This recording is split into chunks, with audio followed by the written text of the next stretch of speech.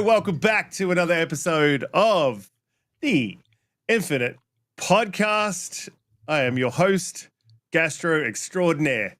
I have what we call in Australia, which was called gastro. I think you call it bubble gut, bubble butt, guts, bubble butt, bubble guts. Yes, gut. I'm guessing we can call you Gastrobot because you're an Xbot. You get it. That's actually pretty good. Thank you. Pretty good. It's not. Holly, you It's not. are a hater. You know that was funny. Just admit it.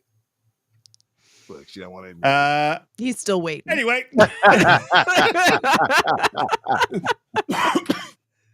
Oh, apologies. I hate coughing on stream because Asmongold does it and it's unprofessional. But welcome back to another episode of the Infinite Podcast. We'll jump to you, Holly, see how you've been doing. It's been a big week, by the way, big week. But Holly, how you been doing? What you been up to? How's well, it's really inappropriate, so I'm not going to ask that. But continue. I love how you censored yourself. It's a refreshing take. I was going to say, how's your butt? But that's probably very inappropriate and not for. It's too late. You couldn't stop yourself. I get it. I uncensored myself. Yeah. It's just that easy. Hi, chat. It's been a very busy week at work, but yesterday I was able to stream with Red Wolf, Renegade, and our friend Jonas the Xbox Direct. And what a direct it was. Woof. It was so good. I've been playing Dungeons of Hinterberg, which I missed when it came out because I was just not quite sure about the art style, or just something about it kind of like made me not want to jump on it immediately. It came out in Game Pass this past summer. But I had downloaded it, and so I really like dungeon crawlers, so I went and tried it, and I am really enjoying it. I love it. It's interesting. I don't care for games much that have like relationship building mechanics. I don't care, right? Like, why is that? You don't like to build relationships? Why don't you like building relationships, Holly? Yeah. Let's delve into that. Let's dive in. Maybe because you two exhaust me at the end of every week that I can't give it to anybody else. Our tricks have worked, Riskit. We just drain her of energy. That way nobody else can be like, she's like, I ain't got time for y'all over there. I get it. It worked. Yes. Well, I don't. But in this game, it's not too bad. It's not too painful, and you get rewards for leveling up your friendships and all that stuff. But the dungeons are fun. It's a fun game. So I've been playing that, and I've been playing Fallout 76 and Call of Duty. And last night, I checked out Ninja Gaiden 2 Black. So I guess we'll talk about that at some point. But Definitely. that's what I've been playing. Yes. Definitely.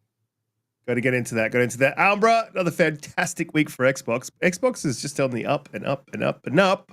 How's your week been? Are you on the up and up and up and up? I'm on a up and up and up, and I'm on some uppers.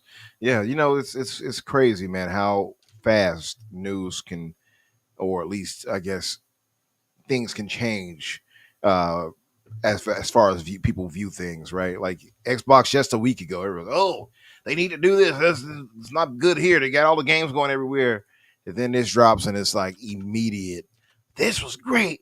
Blah, blah, blah. Like now it's crazy because they're giving the games over there. But imagine they didn't do that. You know what I mean? Like, and they're not necessarily wrong either. I get that view, by the way. I'm not demonizing it. But it's just funny how fast bad feelings and emotions can turn right around when Xbox does the right thing. And to Holly's point, this was a great show, so I can see why it happened. But yeah, great week, man. Overall, I did the live stream of the show with Boom and fellas, so that was fun. And had a great show yesterday as well on the Fix. Had I got to post that later too, by the way. Again, had my boy Crusader and actually MJ Riskit. Although I know you guys are the best of friends, but yes, MJ came through as well and had a good discussion. It was real fun. So yeah, happy to be here with you guys tonight, and shout out to the chat. Hit the like button, Yeah, let's chop it up. Oh, you're muted, Riskit. I was going Or to say I something. stunned him with my eloquence. Yeah, we can't hear you. I damn well muted myself. Gosh darn it. Hamish K with a $2 super chat says, was an awesome direct. Hope you all are well. I think he said director, but I'm pretty sure he meant direct. I am well. It was fun to watch. I actually started skipping through some of the Ninja Gaiden stuff because I thought it was going for too long. It wasn't going for too long. They were showing 2 games, and I missed that somehow. But I got kids running around me. The whole family's been sick. And I've been trying to manage that. So I was like watching it on my phone whilst pausing, whilst going back and start again and then pause and go back. So I watched it in segments and I missed that bit. And I was like, what the hell's going on? What are people playing? I thought this thing was coming out in fall. And then Umbra told me that, released. I played it on the Series S last night. Talk a little bit about that one. I played it on the Series S last night. It's okay. I haven't got anything to compare it to because I didn't play it on the X. So it's okay.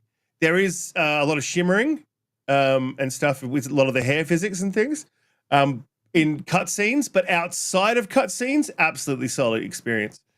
Runs beautifully, looks amazing. Loved it. And I really haven't been into Ninja Gaiden, so for me, this is sort of my first foray. I did download the Master Collection and play a little bit of the first one last week. And I was like, okay, this is all right. Feels very 360-ish. It feels sort of locked in, down a corridor type thing, and that's what it is, and I get that. It's lost some of its shine during the modern era, but I think it's really, really good. I'm really, really enjoying that game, and I'll probably stick at it. Still trying to get through indie. There's a lot to do, and that's the problem with indie is like there's a lot to do. So I end up going off and doing everything but the story. But I think I might mainline the story now. Otherwise, I'm going to end up. I do this thing when I finishing it. like me. Yeah. I was sucking. I was in. I'm still in. I was doing everything but the story. Yeah. Yeah. All right. What area are you in now? Succotash. Yeah, suffering Succotash. Yes, I'm in Succotash as well. So that I got distracted just the same as you guys did. I think I'm in the same place as you in the jungle area. Mm-hmm. Yep. Yeah, I'm there that's too. what did it. And then all these other games came out, and I'm like, I got deviated. Now I got to get back to it. Yeah. Mm-hmm. Yeah, all this stuff kept out. And then I got deviated by Carrion, which I finished. Really love that game, man. Like, that was really cool. Like, you're a monster. And the story doesn't really have much of a story thing, but you're a monster. You start as this little squishy sort of octopusy sort of glob monster with tentacles. And then you get bigger and bigger and bigger throughout the game. And then there's 3 stages of how big you get. And then you need to jump back between the different sizes to fit into different spaces to get different special powers. Really, really good, man. I highly recommend Carrion. Like, it's got to be a really good indie game to pull me in, and it's definitely one of those indie games that definitely pulled me in. Yep. Thank you, Grey Monad. He said, "Welcome to Riskit Splatter Castle." It's very, very descriptive. If you're just joining us, I have gastroenteritis, which is what you guys call bubble gut. Yeah, he just has an upset tummy. Bubble gut. That's it. It's not upset tummy. 3-year-olds have an upset tummy. All right. I said upset stomach, and then he's like, an upset tummy's a 3-year-old. I'm like, stomach is an adult word. Stomach. It's not. I've got a destroyed gastrointestinal system. Reminds me of one of my Friday night dates. Anyway, moving on to the next topic. See that face? I'd switch screens. Xbox Direct. We're going to talk about this, obviously. What do you say? What don't you say? What can you say? That was amazing. I've seen people saying like it's the best showcase that Xbox has ever done. Totally disagree with that. The last huge showcase that they did, that's the best showcase that they've ever done. It's going to be really hard to top that. This is definitely the best Direct that they've ever done. And it shows us that they're stacked at the start of the year. Now, I was sort of thinking that this was going to be like, all right, we're showing you what's coming like into the mid-year, right? Like we're really sort of going to push like maybe into like the latter half of the year. But this is all expressly the beginning, the first sort of 2 quarters of the year, right? So this absolutely amazing. And then the other thing that wasn't shown there is, you've got Ninja Gaiden 4, which is coming in fall. So that is the back end of the year. Pause.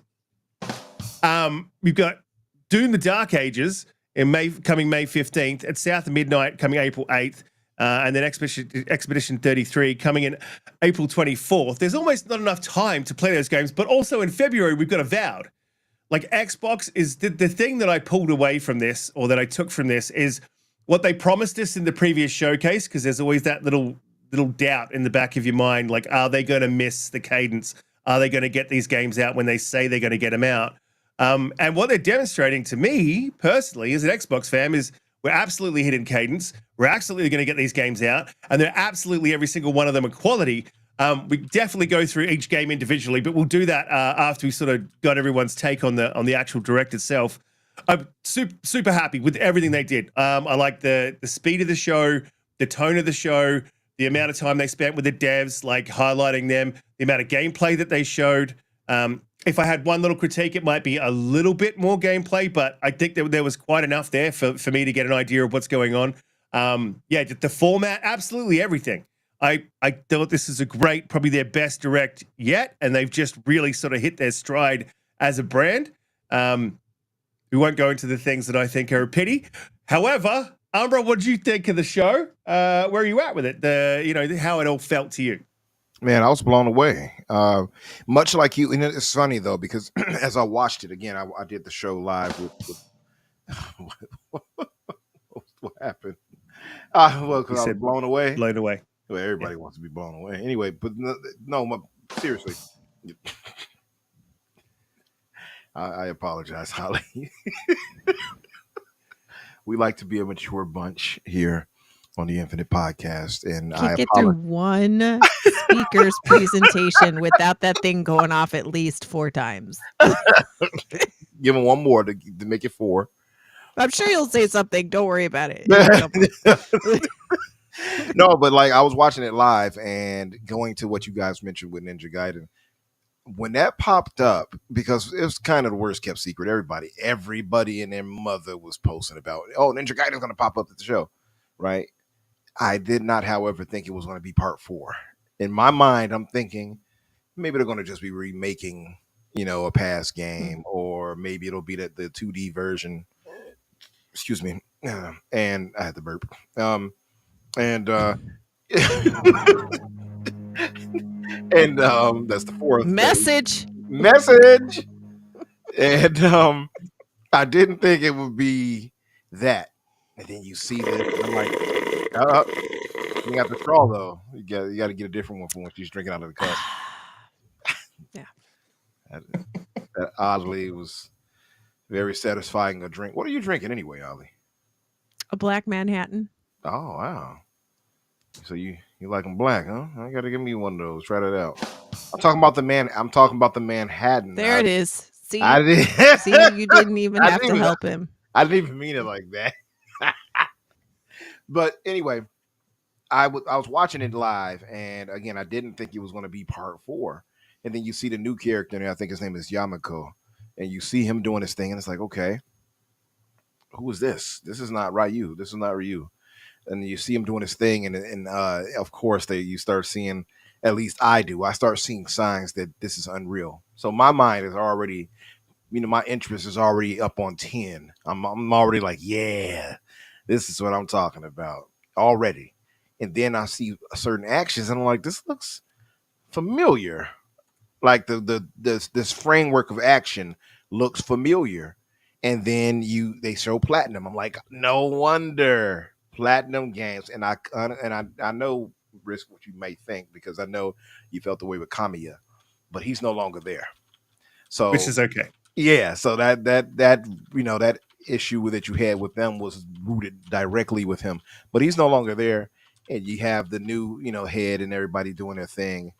I can't think of anybody else in the landscape of gaming who would be better to take on Ninja Gaiden than Platinum Games, honestly. And I say that people will point out though that Platinum is hit or miss. They can have it where you have this excellent turn of games that they'll give you like a Nier Automata, then they'll turn out something terrible like Korra, for instance. But when they're in their bag, as far as action games, oh, they're in their bag. The only people I think that outdoes them, in my honest opinion, as far as like straightforward action, is Capcom with Devil May Cry. Devil May Cry 5 is still to me the pinnacle of action games. Just in sheer insanity of how many moves you can do with Donte alone, let alone the other characters, right? And so, just to say, I'm watching it, I'm like, man, I'm blown away. Then you see Ryu pop up, and I'm like, oh, all the love and rush of OG Xbox and 360 just comes rushing back. And I couldn't, just going back to the show, I was so thrown off. I wish they would have shown that last, because I was so thrown off by my awe of seeing part 4 and then seeing Ninja Gaiden 2 Black. Where's the There we go. So I was so blown away by that I couldn't even focus on the other games properly. Like I saw them as I'm on Twitter posting about Ninja Gaiden. I'm like, Ninja Gaiden 4. And so I was so thrown off by my excitement of that I couldn't even properly give the attention to the other games being showcased. But I did watch it again, and they look so excellent. Expedition 33 looks beautiful, painterly, gorgeous. Everything was Unreal Engine 5 except for Doom, by the way. So you already know that I was like, yeah, this is what I'm talking about. So hey, but how's that a pony? How's that a pony? How's that at all? Unreal Engine sound, noise. You got to get a different sound for Unreal. Maybe a chainsaw or something like that to represent gears. I don't know. Oh, that'd actually be good. Yeah. But other than that, I'll wrap it up because I know we got to let our queen here get her chance to speak. But I just think that honestly, I just think it was a great show. Like you said, the pacing was spectacular. Riskit doesn't mean that Riskit's views does not represent the Infinite podcast. But no, other than that, pacing was excellent. Like you say, they could have shown more gameplay, but I'm fine with what they showed. I think it went to, because we've seen enough of these games at this point, honestly. I think, especially, I would say enough of South of Midnight at this point. I think they've shown more than enough. If you've been paying attention, like on Twitter and stuff, they've shown a lot of gameplay snippets. Doom, I think Doom is what it is. I don't think you need to see more of what. Like I get it already, right? We get what that's going to be. I think what they showed was like, yeah, I get it. They showed how you can do parrying and how the shield works and things like that. I think I get that. Expedition 33 may have been the only one that I needed to see more a bit on, and they did show that, and it actually surprised me that it was more open and slightly less linear than I thought it was going to be. And it looks like it's going to be a good 60-hour adventure, probably double that for me, knowing how I play games. So super excited, blown away. 9 out of 10 show for me. 9 out of 10. Yeah, I'm going 10 out of 10. I think it was the pacing, the games they showed, the dev focus, the game focus, the whole the show itself, the way they put it together. 10 out of 10. They nailed it. Absolutely nailed it. Games, we'll get into, but Holly, how you feeling? It was definitely a 10 out of 10. I think it was fantastic. I don't know if all of the credit goes to Tina Amini, but since she left IGN and went over to Xbox, I really feel like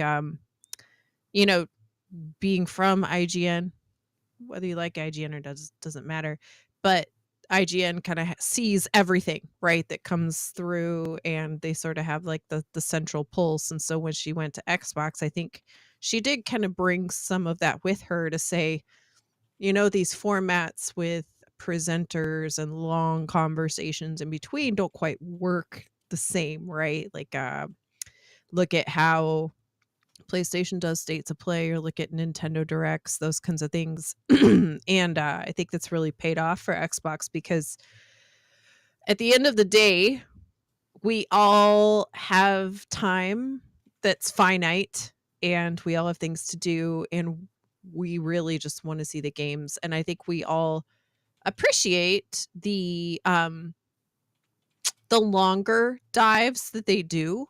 But I also think all of those conversations are appropriate for YouTube videos, like they have been doing, like they did with South of Midnight, sort of what Umbra was talking about.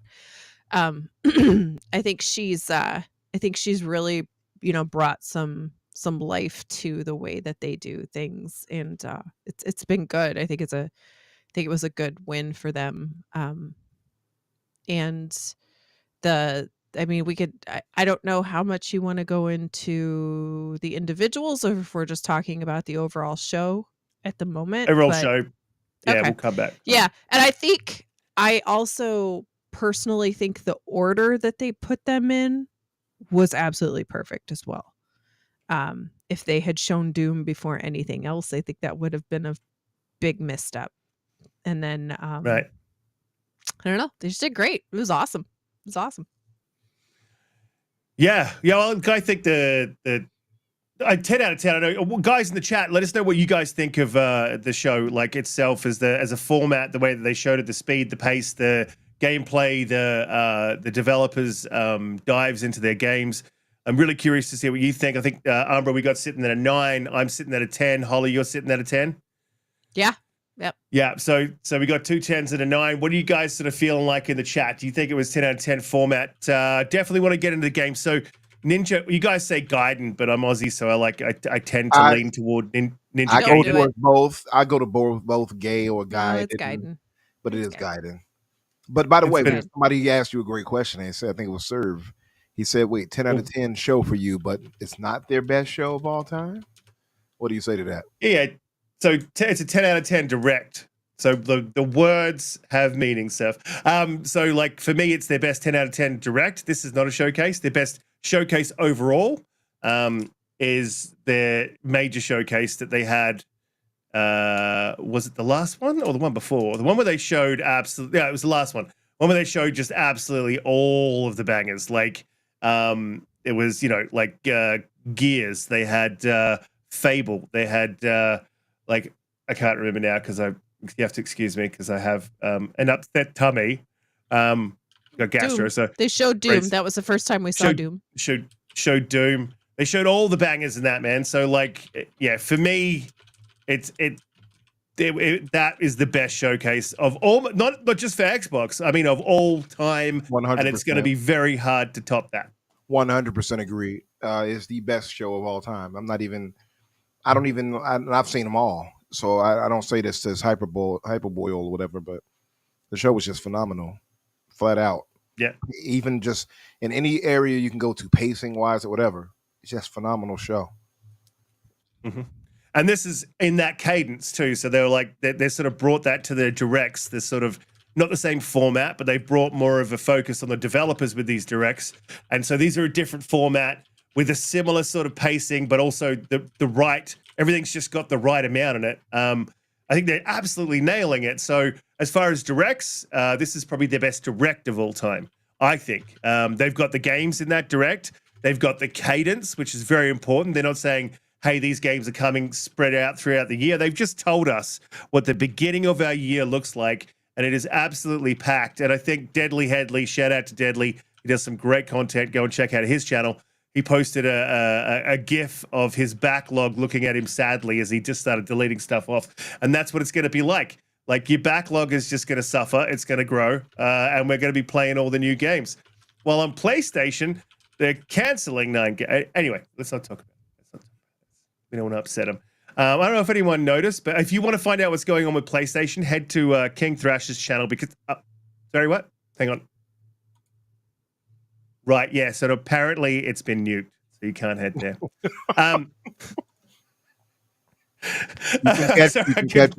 You can catch his channel now on a gas planet, a gas giant. If you It's land going on it, you supernova. can hear it. Love it. Games. Let's get into the games. Rip through them in order. So Ninja Gaiden, I was never really played them. So like wasn't up my alley, wasn't my cup of tea. And I was very sort of a focused gamer back in the day, especially in the 360 era. And shooters were my thing because that's Xbox. But I played a little bit of it, and I'm liking it on the S, and I like the look of 4. You and like now it? that I've You played like it on the S? You say? S. Ah. S. But I had to Oh, do that's it. what we got soundboard for. We don't. I um, am the soundboard now. so look, I liked 2. You have to excuse me because every now and again I get shooting pains and that disrupts my thought. I like 2. It's very linear, and so I'm very interested to see what they do with 4. I'm not by no means an expert in Ninja Gaiden or Gaiden. There you go, Holly. Ninja Gaiden. But I'm super keen to see what they do with that. They're going to open it up. These are the guys that did Neo Automata, and I can't remember the other one that they did right now. There's more. The combat's a lot more fluid, and it sort of started with Ninja Gaiden, right? And then it's sort of progressed through all their new games, and they've iterated on that combat system as they go on. So it'd be very interesting to see what they do with 4. But at the moment, I'm loving 2, and that's a game to get through. I don't know how long that is because I need to get indie done, but I'll get through the entirety of 2. Looking forward to finishing that and looking forward to the fall. But Umbra, what did you think? You obviously were super excited. You spoke on that a little bit at the start. So what were your thoughts on Gaiden? What do you want to see from it? I guess is the question. For part 4? For part 4, yeah. Yeah. Just to say, by the way, for you, if you wanted to play through Ninja Gaiden 2, it's about 14 hours. So you can get through that pretty quick. And that's probably what depending on if you get your ass laid out now, to be fair, because they will chop you up in that game. But if you're reasonably decent, you'll get through it probably faster than that. Tough game, challenging, rewarding as hell. Love it. As far as my view for 4, again, I couldn't be more excited. You got Platinum Games on it, who are, to me, at least the top 3 as far as frenetic action, action game designers, right? So to me, this is just smart decision making as far as Team Ninja, Koei Tecmo, whatever you want to, whoever put them on, who made that decision. I just think it's smart. Definitely wasn't the cockroach. Yep. As far as shout out to Special Nick, by the way. He came by the chat yesterday on the show, and I told you I keep saying I need some ginkgo biloba. You all hear me say that all the time. I need some ginkgo biloba or something. I did not realize he had made a tweet about that some time back, saying that Platinum Games was working with Team Ninja on a game.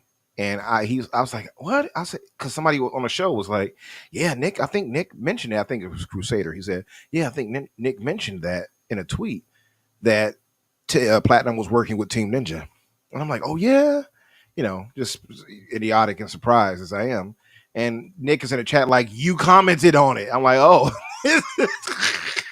So apparently I liked the tweet and gave the old googly eyes like, oh, what's this about? But I had forgot, because so much information you couldn't, ingesting over the day and years and time and months. So I had forgot. But Nick called that out. He already knew. And so he knew about that well ahead. I'm going to have to start picking our brother brain in advance to learn some secrets and such. But yeah, so he knew about this already. But again, I think it's just one of the smartest choices you can make as far as decision making, as far as action.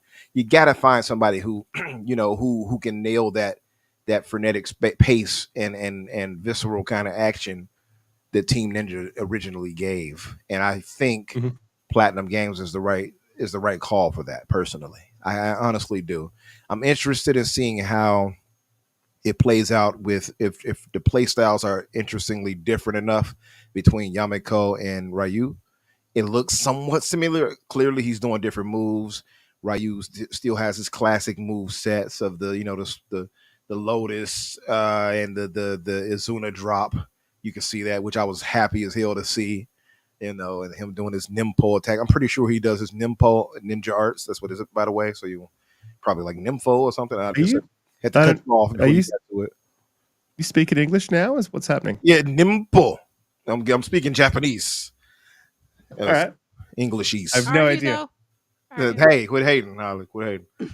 So it's funny enough. I remember my nephew doing that shit, and he was trying to do the whole we called it weeboo, and it's Americans try to jump into acting like they're speaking Japanese. And we went to a Japanese restaurant, and he was like, "Oh, this means this." He's trying to read the kanji signs and stuff. Oh, they're saying this. I'm like, boy, if you don't shut your ass up, you don't know what that word means. You don't know what that symbol means. It's like, he's like, yes, I do, because he thinks he watched anime, so now he thinks he got it. He's Anyway. learned Japanese. Yeah, now you learn Japanese now because of that, because he watched anime. No, but that said, I think it's just good decision making, getting them on board. And I just, it all comes down to how the end product is. And I just want to see if they're going to give them differences as far as the attack patterns between Yamiko and Ryu. And because looking at it at glance, you can see some of that, like, that good action. You can see some of the action as far as that pays off on when he counters some of the enemies, and it does this like splash screen effect. You know what I'm talking about? How they were showing it, the splash screen effect that went across the screen. Splish splash. I was he taking a bath. Mm-hmm. I wanted to see how that plays out as far as that goes, and I don't want it to be like every counter does that. That feels like it should be a special move or something. So we'll see how that plays out. I'm just really excited to see more about it. We don't have enough to say, yeah, this is this. I'm loving the character design. They got that right. Ryu was looking spectacular. Visuals are gorgeous. Unreal Engine 5. I forget what engine they used originally for the past Ninja Gaidens. It was Unreal. Yeah, it was Unreal. Well? Okay. Oh no, hang on. No, it was Unreal. Yeah, because it was in the Master Collection. It had the Unreal splash screen. So yeah. Okay. Yeah. So that should have been EdTech, really. No, I don't think EdTech is made for that type of action. Honestly, not that they couldn't tune the engine to do it, but whatever. But no, I'm just excited, man. I want to learn more. I want to see more. What I would hope though is that they go, Riskit's views does not reflect Infinite Podcast. Just want to throw that out there. I just want to see if they can add more though. Like again, I go back to Capcom and their excellence when it comes to action, and they have a bevy of characters from Donte to Nero to Virgil, so they all have different play styles. I want to see Team Platinum and Team Ninja kind of do that, because they got some. If you look at past Ninja Gaiden games, they have the ladies on there that can jump in and do some action too. I forgot their names at the moment. But I am really enjoying the ladies on Ninja Gaiden. Takes me back. Oh yeah. Our Japanese brothers do it different, So shout out to them with the fan service. Holly, look at you! You look so lovely tonight. Hi. Look at her. She's trying not to smile. She's You're just talking about these unrealistic character models and how they're so great. And then you're like, oh, you're looking nice tonight. Shut up. I was admiring you. What is this messed up? I mean, look, not that I was looking, but I think that Ryu has excessively tight clothes also. So there's something there for everyone. There you go, ladies. He gives you, and he does have some nice arms. He got the gun show going on. Yeah, he got the gun show. Yeah, he do. Yeah, got the Japanese guns going. Yeah. No, I'm loving everything. All guns look the same when they're all guns look the same. Yeah. Really? All guns the same? Are they? Not all guns are created equal, from what I've been told. Shut up. Took words right out of my head. Yeah. Bad Riskit. Bad. Just gotta say, yes, Gray, I do like the jiggle. Do you have to say? Yeah, we all know you like the jiggle physics. What? The world around knows that you like the jiggle physics. I am a fan of the Havoc and physics engine that they just, it just shows the us havoc how far in your pants that the physics engine does. Is that what you were going for? I just like the technology to show how far we've come. I know you like the technology. Yeah, you all could have played off what I just said too. I'm glad you did it. How far we've come. I'm so glad nobody took that one. But yeah, so just saying. Yeah, it's physics. I mean, it's great to see technology advancing. You know what I mean, Holly? That's all. That's all we're saying. There was a game being discussed. Yeah.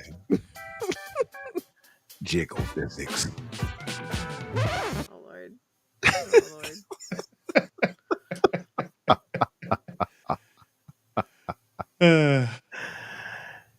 We have to gotta love the jiggle. I still remember the Dead or Alive commercial when the lady kicked up. She's like, she kicks high. You all remember that? With the nerds. They I were like, do. yeah. Yeah. And every dude was like, that game looks terrible, but I am buying it.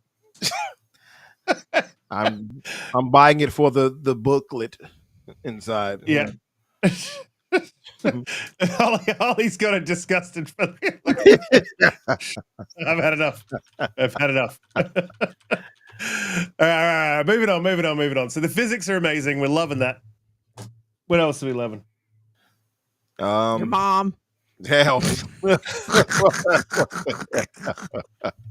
liked that one. She felt that joke. I'm sorry. Anytime there's a your mom joke, I can't help it. It makes me think of the regular show. Your mom. You know what I'm talking about? But you know who I've been watching. You know the Aaron guy.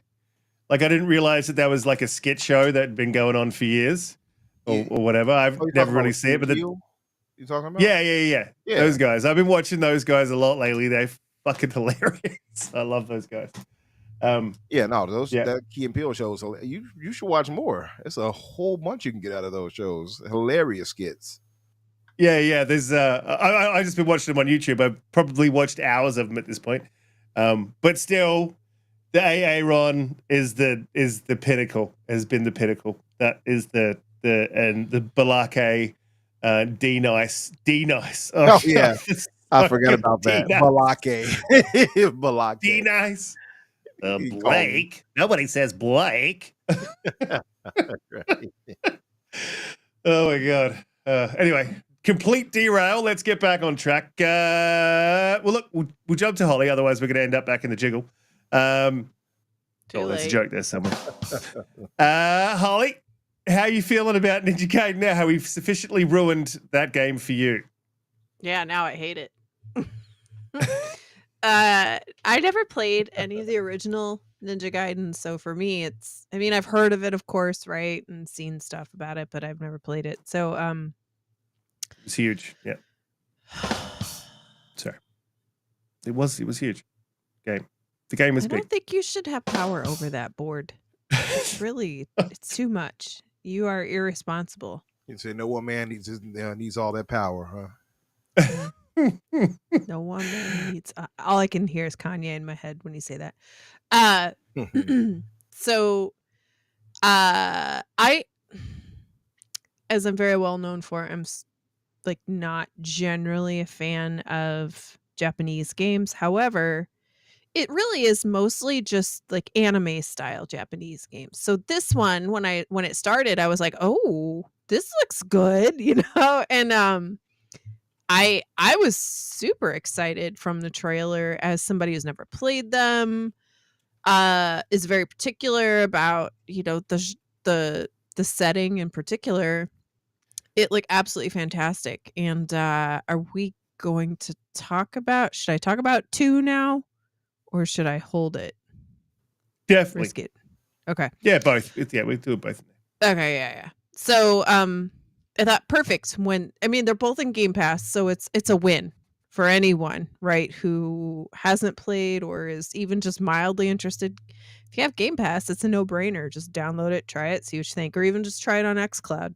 But I downloaded 2 last night and got into it, and I gotta say I was really enjoying it, except for the camera. The camera drives me absolutely fucking batshit crazy bonkers. I kept like, what is going on? Like, what? It would just rip the camera to a new vision or like a different angle or something that I wasn't looking at.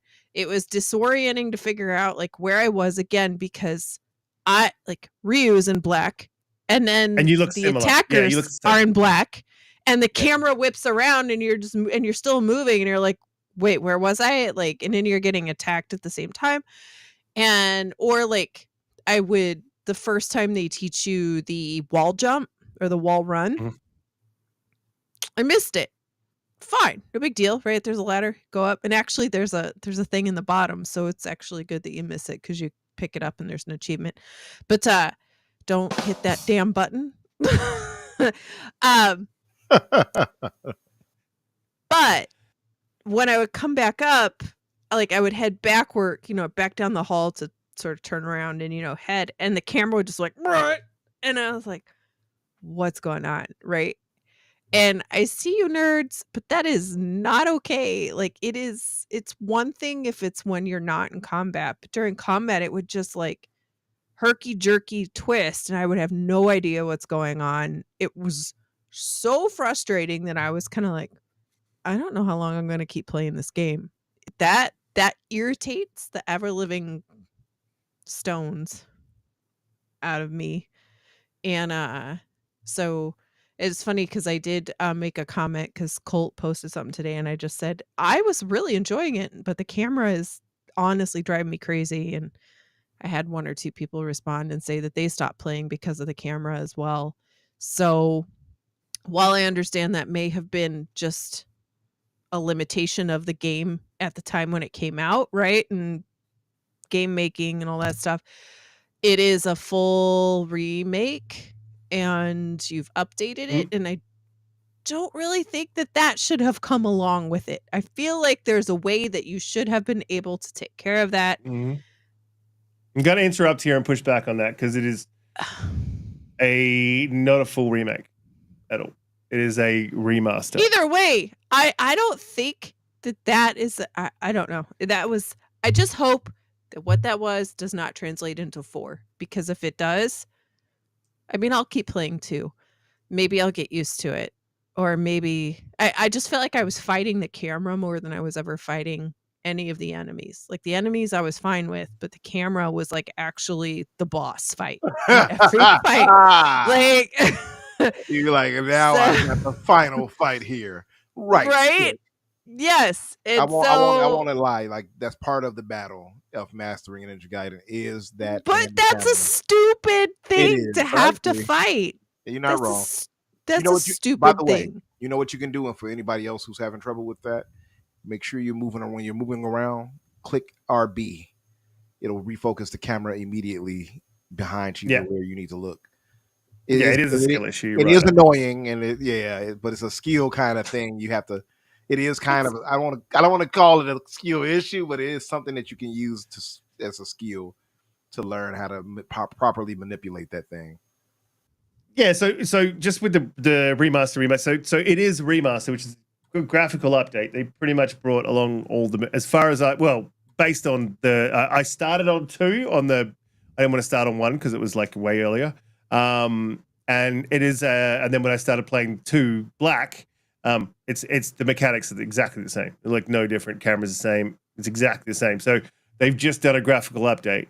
And I get your complaint, but really they're not doing a remake, they're doing a sequel, right? So they are doing that, and they'll probably bring that into the next one where they've sort of sorted out the camera. I'd say in their most recent games like Nier Automata and all that sort of stuff, they have decent camera settings.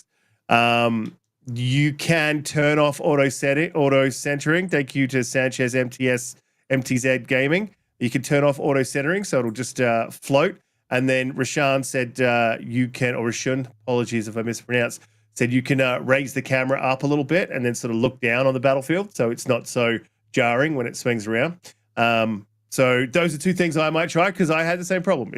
Same thing, but I was just like, well, it's annoying, and I also dropped down on the first wall run, and I was like, son of a, but I didn't climb the ladder because I knew that I could do the I love that. I love doing that. Yeah.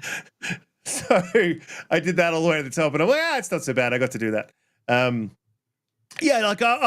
enjoying it. It is hard. It's not a skill. Someone said, like, I can't understand how you wouldn't like Ninja Gaiden if you like Elden Ring. I think like one's easy and one's no. I think that Ninja Gaiden They're very different. And it's not precise.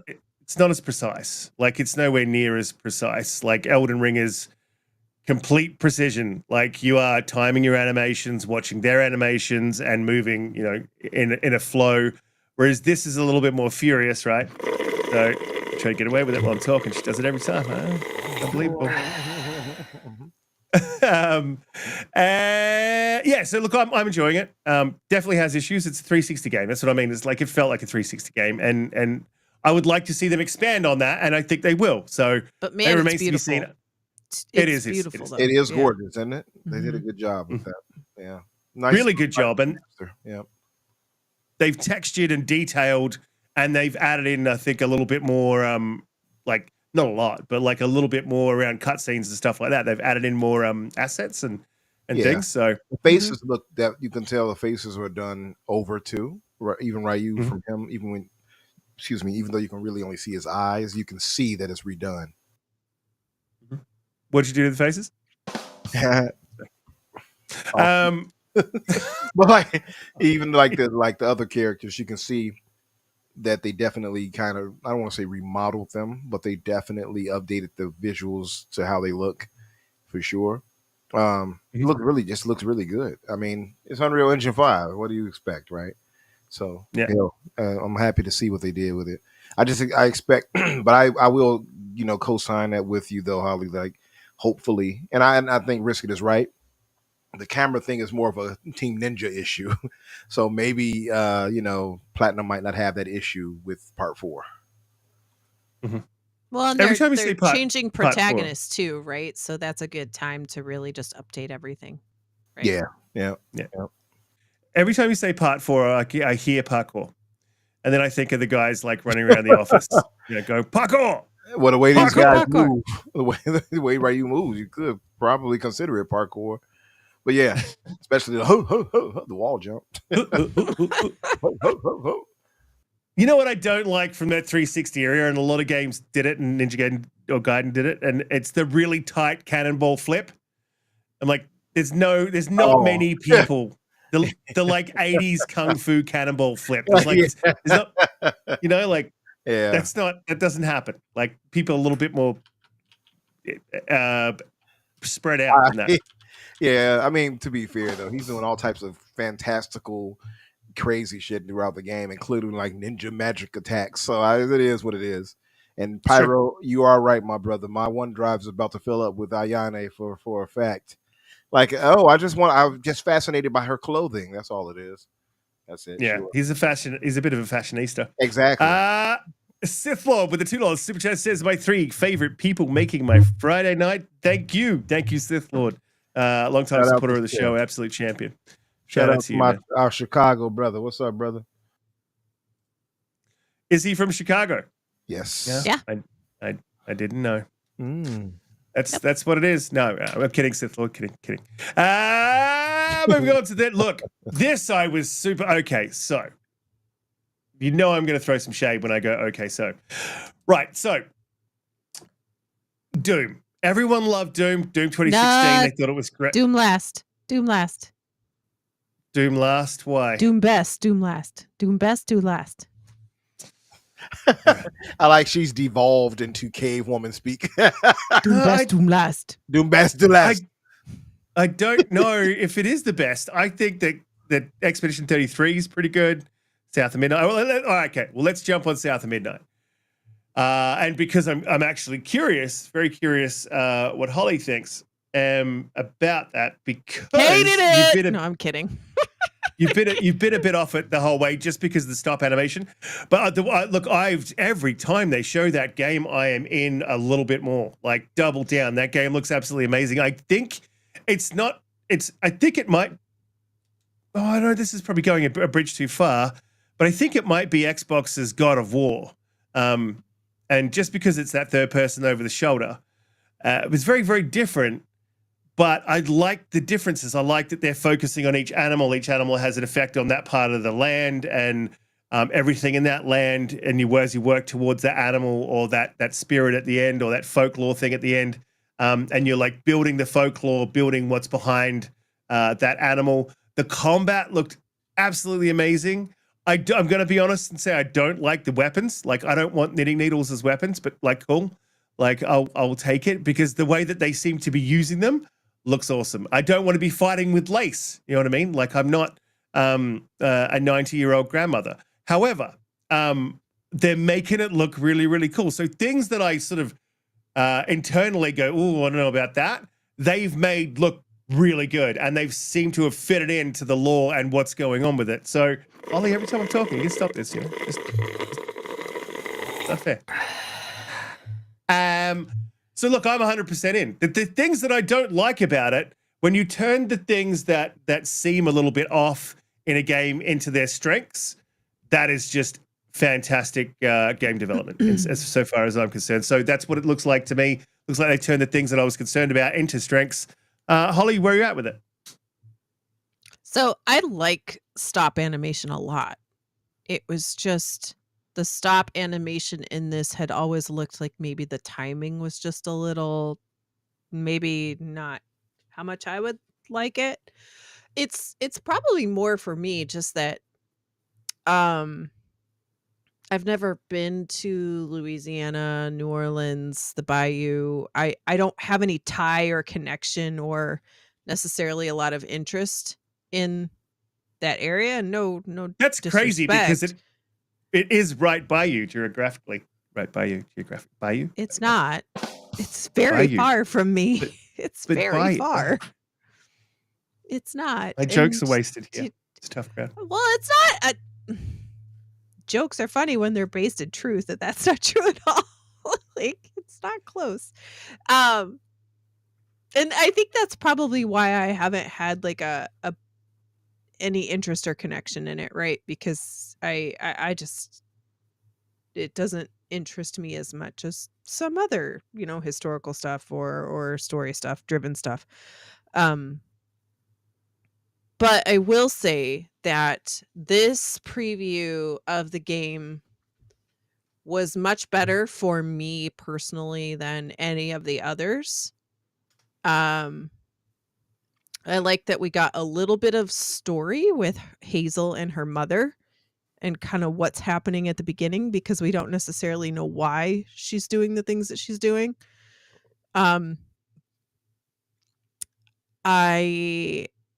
I thought a lot of it looked a lot better. I liked seeing the different animals. I thought that was really interesting.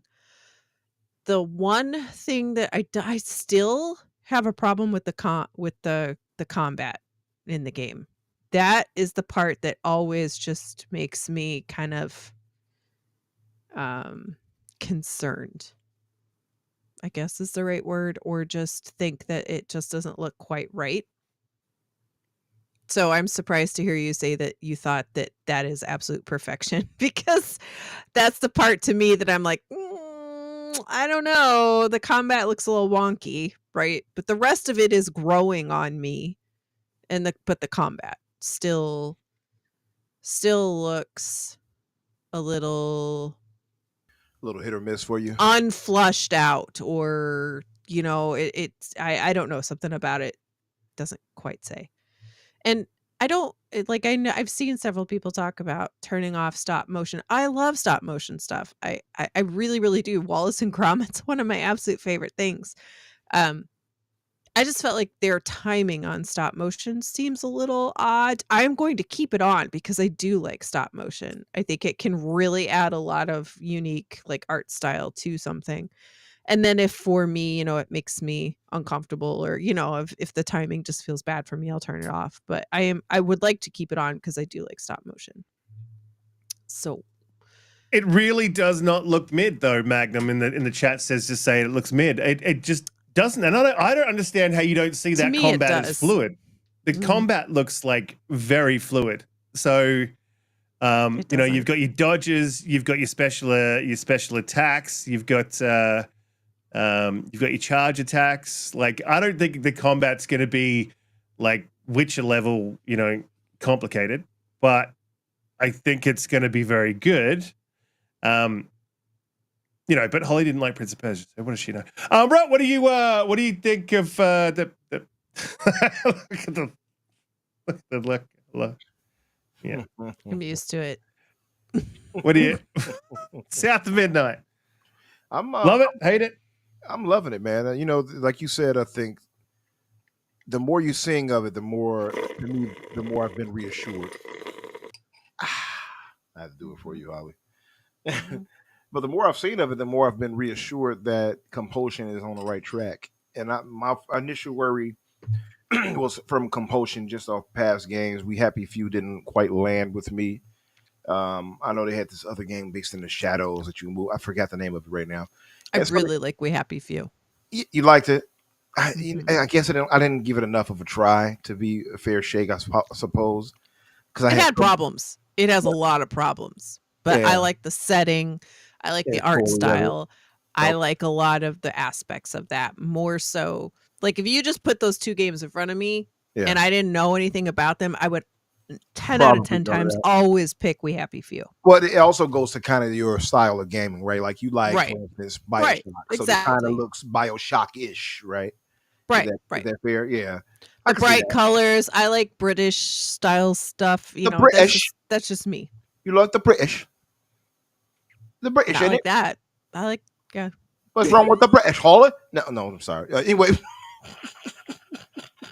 Um, yes, thank you, Pyro Brothers. Contrast. So the contrast was another one. Although I did like the theme of contrast, or I guess the creativity about going through the shadows to move around, whatever. But to me, they have been kind of like they haven't quite made that leap into what I consider.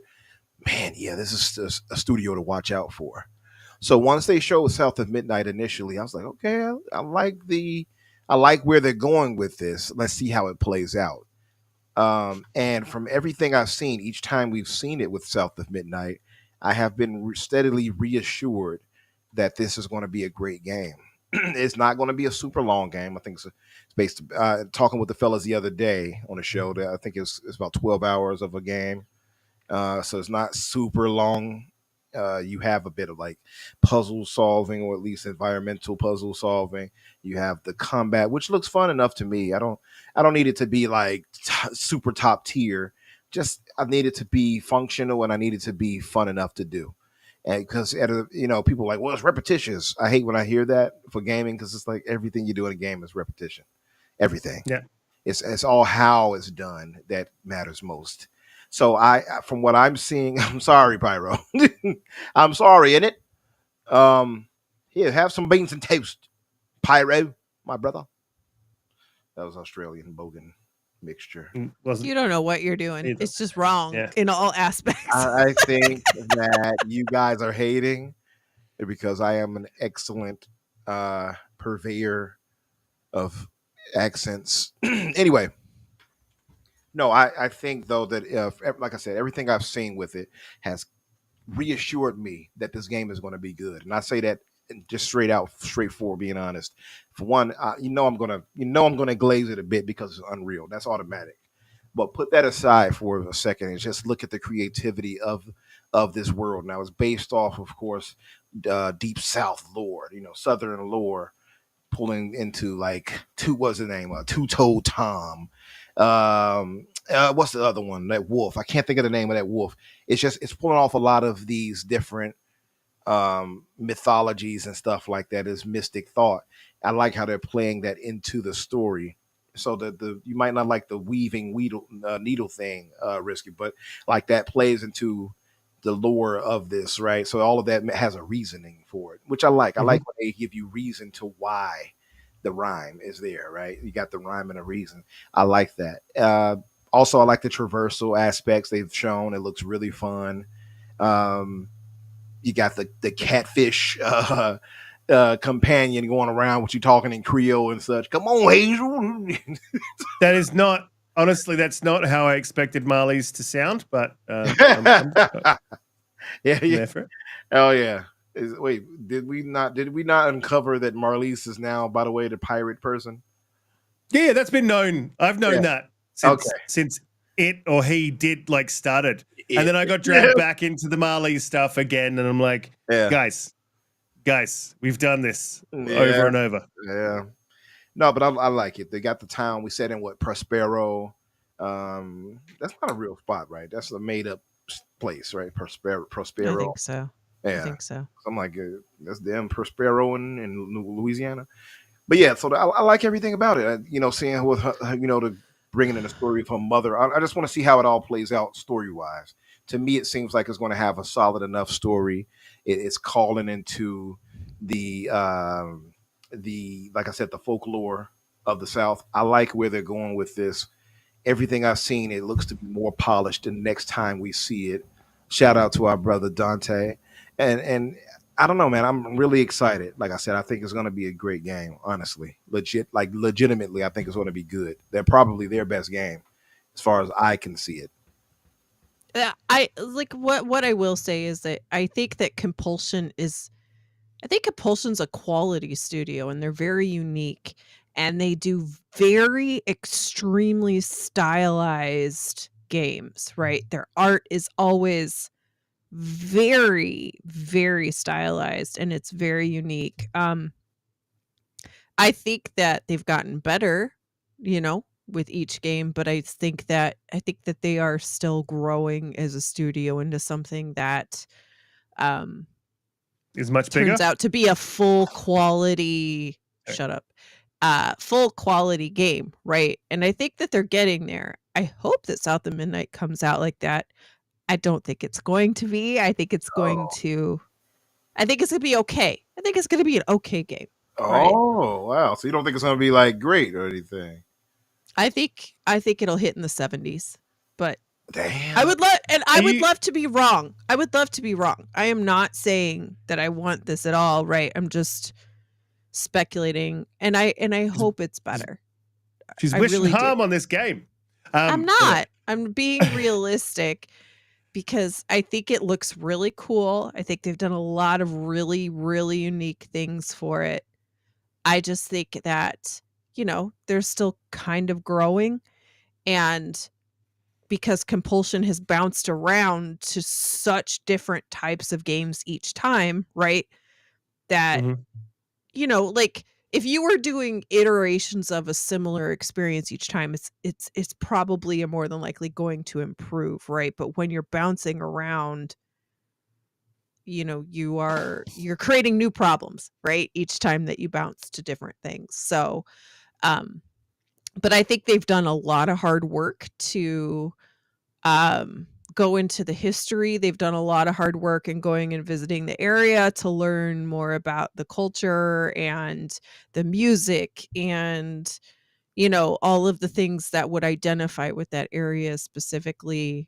So I hope it's great. I hope it's great. I just... You think it's going to get the IGN 7? I think it's gonna be in the 70s in Metacritic. I could be wrong. Chat, good, not great. Give us your votes in the chat. Give us your score. What do you think? What do you think? South of Midnight is going to score? Yeah, absolutely, definitely. Oh, well, look, I think it'll hit in the low 80s. As I'm sort of looking at a bit of an 81 for it, but I can see what you're saying, Holly, and I don't think by any means it's going to be a 97. You know what I mean? It's not going to be the highest rated game of all time. I think it's going to be a fun game to play. I think we need these types of games as well. Like you can't just have everything be. Yes, and to be fair, I don't think that what Metacritic or what anybody else says should define your personal opinion of a game. Like there are lots of games that we all really, really enjoy that we know are not great games in the public eye, but we love them, and that's okay. And that should be all that matters to you as a gamer, right? That is true. Absolutely. You look at Mad Max. Absolutely. We look at Rise. Those to me are, in my mind. Rise is trash. Hey now. Whoa. Yeah, there you go. Dumb her down. Yeah, that's blasphemous. Yeah, that is blasphemous. Rise. Listen, I played through Rise like once fully through, but I played it twice to get started, and then I was like, oh, this is repetitive, right?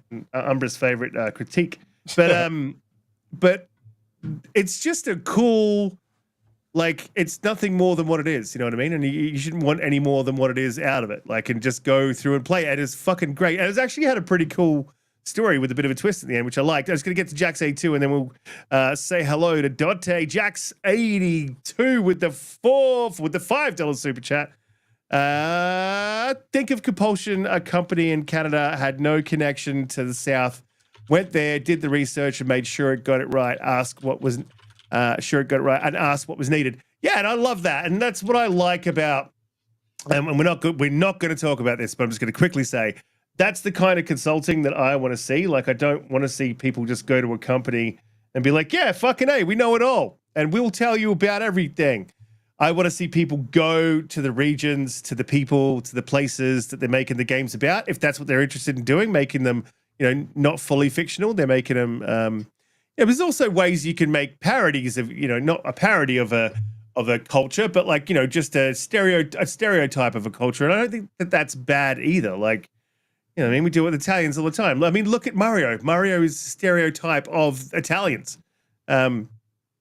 So I think you can sort of do both, whichever one you want. Create the game that you want to create. Donte, what are you thinking about South of Mid? Well, let's get your overall take. Welcome back to the show. Been a fantastic week. So take on the show as a whole. It's pacing, how it felt, the talking, the engagement with the devs, the gameplay, et cetera, and then what you sort of felt about South of Midnight, because South of Midnight's where we're up to. And you guys are going to have to excuse me because gastro, and I'll be right back. For real? That's the Welcome, reason. Donte. Welcome in. Excuse me. I got to go pop my ass somewhere real quick. Donte, take it away. The floor is yours. Yeah. Save my booty, literally. Oh no. So yeah, I thought the show was really, really good. Great actually. Xbox they really have kind of refined this particular format in terms of how they put on the presentation for their directs. They're really, really succinct. They give a good insight to what the developers like their process in terms of the creation process and just some insight into to the people who are making the games that we enjoy. I thought like it basically is like they've taken kind of the feedback that we've been giving them since the first direct, and they just continue to like refine it and make it even better. So for like, even if you're someone who said like all the games that were shown are games for me, I thought the way the games were showed was really, really good, right? So whether if it's something that like, whether you said to yourself you're interested in one or all four of them, the presentation was so good that I'm going to go ahead and give the show like high marks. So to me, in terms of presentation, I'll give it a 10. In terms of what's the other questions? We're at South Midnight. Is that it? What is? Yeah. What is Do you want to just do a real quick breakdown on Ninja Gaiden? Because we already went through that. Okay. Yeah, Ninja Gaiden looks cool. I'm not gonna lie, Ninja Gaiden Black kicked my ass quite a bit. So I don't know how excited I am to kind of return to that level of pain. To The be camera quite is honest. terrible. Yes. Yeah. So, but I mean, I'm going to give it a shot. Let's put it like that. I'll give it a shot. I thought it looked cool. The presentation looked cool. I'm just concerned, like, is this thing going to be like mind-numbingly frustrating? I'm going to put my controller down, walk away, think for a second, come back. Yeah. So we live in an era where there's way too many games out all the time. Yeah. To be fighting those Am I angry sit fights. There, like, right? I'm on this boss, and I've been fighting this boss for like the last hour. Like, I know that. Yeah, that doesn't excite me. Yeah. But again, I'll give it a shot. I thought the showing of it looked dope. I thought it was kind of interesting too. I mean, I guess cool way to kind of start it off. But the only thing about it is like I don't think it was a surprise because like I think Umbra, you said that from the get-go, right? Once they were like, "Hey, we hear something's going to be shown there," and you put it in the chat in our chat. You're like, "Yeah, I think it's going to be Ninja Gaiden." So it's kind of like, okay, everything that was shown was like exactly what I expected, and I guess I thought from some of the stuff I had been seeing from some folks that we were going to see like one or two surprises. But I mean, cool that Xbox is publishing it. So that's a good win for them, at least in terms of just showing that like, hey, we're kind of trying to put out quality content, whether if they're on PlayStation or PC, whatever. Like if you sub to Gamecast, you're gonna get these good games, and we're the ones basically behind putting out good content. So I think that's a dope win for Xbox in terms of what they're trying to kind of rebrand themselves as the company that produces games, which is the main thing we've been giving them crap for the last 4 or 5 years. So yeah, I thought that was cool. I thought it looked pretty dope. So I'm interested in seeing that one when it comes out. Okay. Are you going to try? Well, we kind of sort of talked about that. Are you going to try black? Do you remember enough about black to say, like, there was this thing that happened in 2 that I would prefer for them to fix in 4, or No, you know what I I mean? just remember I died a lot. Okay. I remember I died a lot. That's what I remember. Yep. I remember I was a lot of dying. I was like what I was like just like going into a particular area, coming out of a corridor, and then basically just getting manhandled. And I don't like that. Yeah. Yeah, I bet. Yep. You don't like to get manhandled? No, who would have thought? I am not. Who would have thought? Anti manhandling. So no, but it's been years, man. So I ain't gonna lie, I probably didn't give it like a lot of time to sit there and go back and kind of refine my play style. Like if I can sit there and sit through fighting Melania for an hour and a half that it took me to beat her, I'm pretty sure I can go back and play black and actually, like figure out what I was doing wrong. In my head, I feel I'm thinking when you said that, my stupid self, I'm thinking fighting Melania. I'm like, is he making a political joke? Melania. Yeah, no, yeah. Like, you out there fighting Melania Trump? Sorry, you will not get past me, Donte. You like, she's like, did you see my hat? Right. Looking like Kung Lao, right? Right. I am Kung Melania. It's like if I can adjust to some of those games, I can adjust to going back and playing something like Ninja Gaiden Black. But yeah. I mean, I just hope that the next one is it has to be like those games have to be kind of accessible too, because you don't want your game too hard where like your casual base kind of falls off really quick, right? Like, I tried it and I played it and it was too damn hard, and then I basically put it down after an hour or so. So I remember that for when we get to Doom 2. Okay, because I think that can happen for certain games. Like if you make it where it's a little too hard, you'll basically only have the hardcore who are going to really be playing your game after a period of time, and other people's will be like, yeah, I tried it. Man, after a few hours of just fighting the same boss or something like that, I just, I put it down and I said I'll come back to it, and they never do. So I'm just hoping that like they fix that. So Nerds and Other Legends says, I disagree. Ninja Gaiden was never meant for the casual. And I would understand that, and I would agree at the time, right, when the 360 came out. But my counterpoint to you, sir, is that we are at a time where gaming is prolific and we all have backlogs a mile deep, let alone all of the games that are coming out this fall and beyond, that having a game that is only meant for people that want to play the most serious or have the like highest level of difficulty and to be doing those repetitive fights, I feel like we're at a different place in gaming.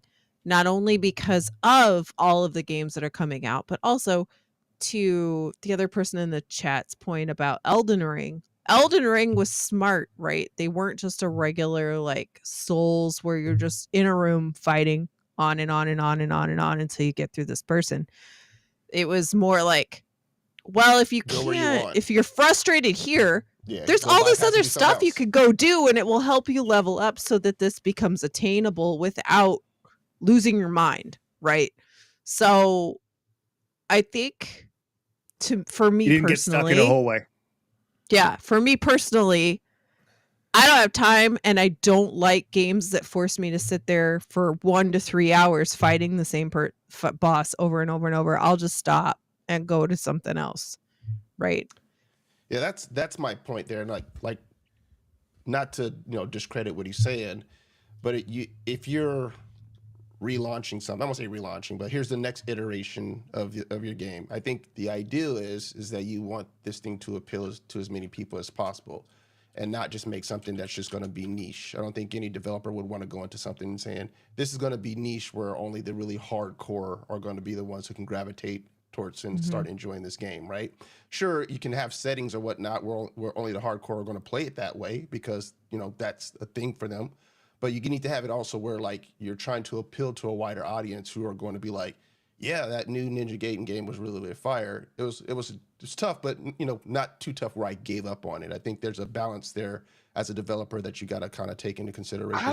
Listen, I got to give you both pushback. I hear you, but being a tried and true Ninja Gaiden man myself, Ninja Gaiden it's got its reputation off being tough as hell. I'm talking about even from the NES till now. Sure, but there hasn't been a game in almost 13 years. Yeah, and do you think the modern audience is going to sit there and be like, oh no, I'm just going to keep doing this over and over and over? I remember playing Ninja Gaiden on NES, and once you died too much, that was it, right? And you have to go ahead and start the whole thing over. Oh yeah, and I beat that game. I get that, but like today's era, these games, I just want to look at it from this standpoint.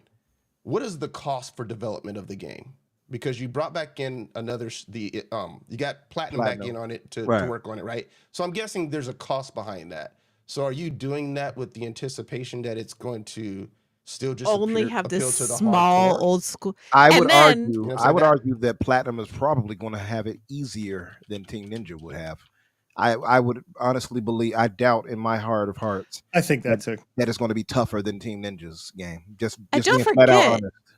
Don't forget too, right? Like all of these people you're talking about being the hardcores that played these 1 and 2 and all, like their motor skills, which is all of us, right? Your motor skills are not what they are when they were 22 or 23 years old, right? Sounds like a skill issue. Well, I mean, speak for yourself. Stop aging. Teach yourself not to age. I can do amazing things with these fingers. I tell you what. Hey, get some melanin in your skin. Me and Donte can play it just fine. No, but seriously, I get it. I get where you guys are going. I'm just saying, like, I feel, one, I don't want them to dumb games down. Not to, that's for lack of a better word. I don't want a game that's supposed to be challenging, and that's what it's established on, to dumb that down for modern audiences. Like, okay, well, we got to kind of hold your hand. No, I want it to be tough as nails. I want it to still be tough as nails. Even years later, I still want that. What about a slider? What about a slider, though, for people who don't want to do that but want to play the game? Yeah, I'd be fine with that. That's what I'm talking about. I'm not saying make the game easy and make it just like an adventure walkthrough where you're playing in a story mode, right? But what I'm saying is you should want it to the point where you won't have, like Holly said, I was playing it for a while, and then eventually I said, you know what, I can be doing other things with my time versus waiting, because I can't go further until I progress past this boss, right? So I can be doing other things with my time versus basically fighting the same boss for an hour. I don't know if that's the goal, cool. Congratulations, you've gone ahead and you made it for your audience, right? Only the hardcore are going to continue to go through with it. But maybe there should be a slider to allow someone who still wants to maybe play it all the way through and see how the story unfolds, right? And not get stuck with one person forever. So I don't know. What I'm hearing is that Umbra wants it to be hard. Very, very hard. And Holly would prefer. I want my choices. I want choices. She wants flaccid. She wants choices. She wants flaccid flaccidity. Here we go. Donte wants all night, Donte. It's been wants a slider. All night. Super hard. Sometimes you're super. No, don't you join them too. Don't you join them too. Join us. Right? I caught myself. I'm going to walk it back. I apologize. No, don't listen to her. I'm not going to let it get off the rails. I apologize. Join us, Donte. That's not history. Look, let's move to let's head south a little bit. Oh, well, wait. Donte didn't give us South of Midnight his response. That's why I'm heading south. Let's head south a little bit. I'll just touch on it real quick since you guys have been talking about it for a little bit. Oh, he's going to touch on it. I was wondering if you're going to get him for that. I want to touch on it. I've been looking forward to this game for a while now. So to me, the direct just kind of enhanced it. Especially, I didn't quite like the idea of like fighting some of these larger Uber bosses. Like that really was kind of a little surprising for me. I would say it shouldn't be like tremendously because I saw the big alligator, but it's just cool to know that they're going to be other enemy types like that, and kind of some kind of mild RPG mechanics of how you kind of tweak your builds and stuff like that as you progress your powers. So yeah, to me the direct just only enhanced my want to play the game. And in terms of where it scores at, I don't care. If it ends up being fun, that's all I care about. I'm hoping for their sake though that it's something that ends up scoring pretty well for meta for them, because that would be good for them as a studio. but we will wait and see. Yeah, I 100% didn't even bring up the boss battles, but yeah, agree. Like I was super stoked to see that. And then one of them you see, it's Huggin' Molly, I think her name was. And I have a friend called Molly, and she will now forever be known as Huggin' Molly. And she is not that type of person. She didn't do hugs. But I was watching some of the gameplay, right? And as you know what I mean. Was watching some of the gameplay, and you can see like where it obviously breaks it. It breaks in the battle, like you have a bit of a battle with Molly, and then you've got to traverse. It looks like you've got to traverse a little bit, and then get into a second stage of a battle. I love when games do that, when they break up the boss battle and sort of jump back to something you traverse across. And I think Psychonauts did that really well, where you did a bit of a boss battle and then you moved across. And that game is so good. What? That game is so good. I love and that you could game. say all the same things about the look of it from and yet you are down on South of Midnight. No, Yes. because Tim Schafer is a genius. Well, Tim Schafer's a genius, yes, but I think it's a good point to, as us not to judge a book by its cover just yet. No, I knew that game was going to be great. He's been making games for way longer. Well, sure. Do you know what we didn't cover? I love Tim Schafer too, so. He is great. And where the hell is their new game? I want to know. I want to see their game. I heard we're going to see it this year. It must be. Probably. It must be at the show in June. It will make sense, right? Because we were supposed to saw that like a year ago. Mm-hmm. It'll be after that. Remember, Project Kiln was supposed to be the last developer direct. Yep. Sure was. Yeah. Also, too, somebody mentioned it earlier too, but Contraband. We still haven't seen that. Maybe that'll be this year too. Probably. Oh, we've seen it. Well, however, yeah. one thing we didn't. One thing we didn't. Sorry, let's cut that on the hush. One thing that we didn't talk about was I just want to quickly touch on this again. Is Aaron Green came out and said, and Colt and Aaron were having a conversation about this whole first party, third party thing. So I just want to solidify my opinion here. And it is the right and only opinion to have, and it is facts. Facts. So if you're publishing the game and the developer is not under your umbrella, it is not a first-party studio, that game is second party. It is not first party. So I know a lot of people jumped on that and were like, yeah, it's first party because it's Xbox Game Studios publishing the game. That's not how it works. It works. First party is published by first party, and it is a first party studio. Second party is published by first party, and it is a third party studio.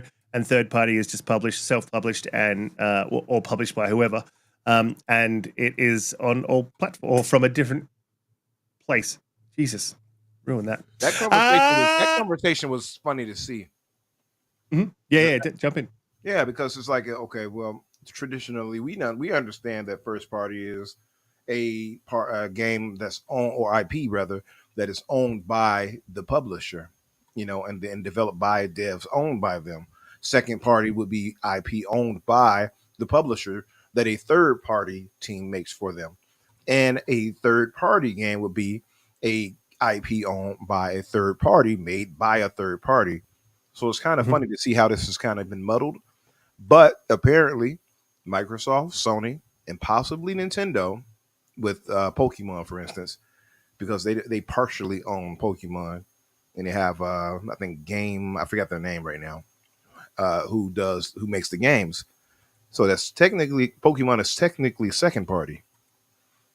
Apparently, if to you, right, to us, right, to the lexicon, but to those publishers, they see it as first party if they publish and, according to Phil, at least, if they finance and publish that game, they consider it first party. That tweet though from Phil was from 2014. Oh yeah. So it's been long established with gaming companies that this is the way. Oh, thank you, Biff. Thank you, Game Freak. That's it. Sorry, Collie. You're good. I just don't know why we argue this, because it's just a console trolling argument, and it makes no sense. Well, it's not. We talk about this. No, it's not. It's not at all. It's like how you define things in the industry is not a console war thing. Like it's not that. So I'm sorry, It's not that at all. What is the context here that I'm missing? What's the context that I'm missing here? Well, it's for the sake of understanding. Well, so there was some discussion around whether Ninja Gaiden was first party or whether it was third party. And then Colt put it to Aaron Greenberg, and Aaron Greenberg said it was first party, which I disagree with. It is not first party, it's second party. It is I believe it's an owned IP by Xbox now, right? So it's an owned IP by Xbox, and they sought a third party publisher, which then makes it second party. That's a second party. Which game are you talking about? Ninja Gaiden? Ninja Gaiden. No, it's still owned by Koei Tecmo. Oh, it's owned by Koei Tecmo, but that still, to me, is second party. Like, you don't need to own the IP. Is that the determining factor to owning the IP and publishing? Typically, yeah. No, because first party would be what you own.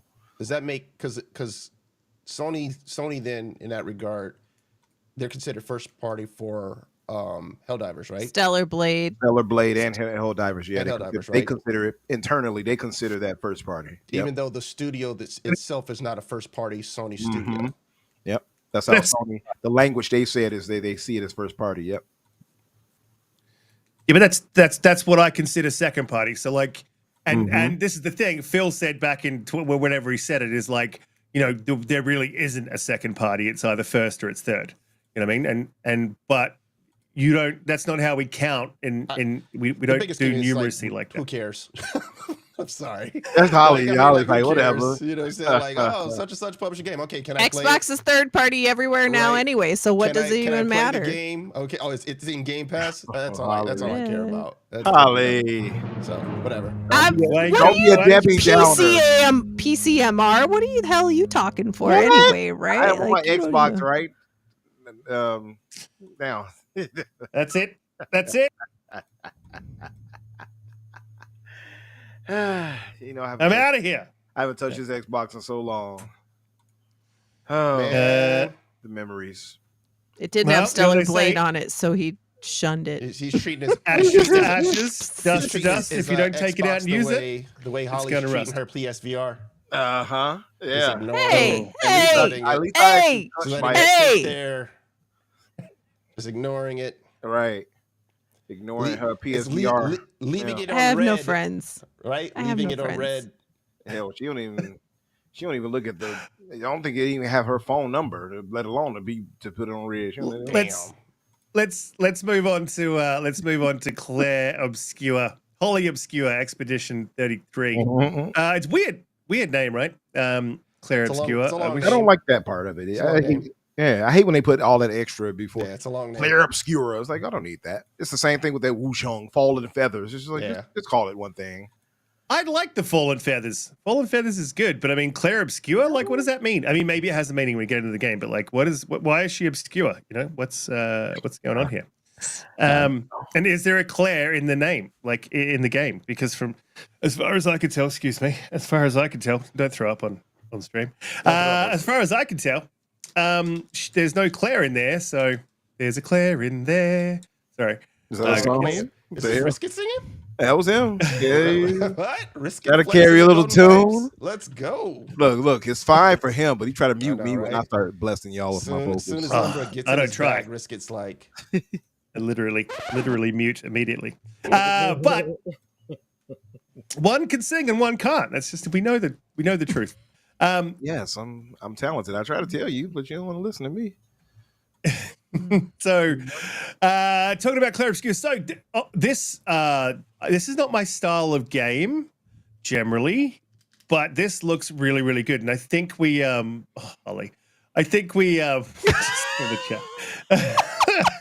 I think They're arguing about if I'm drunk or sober. Oh, she's drunk. She's had her a few black Manhattans. Yeah.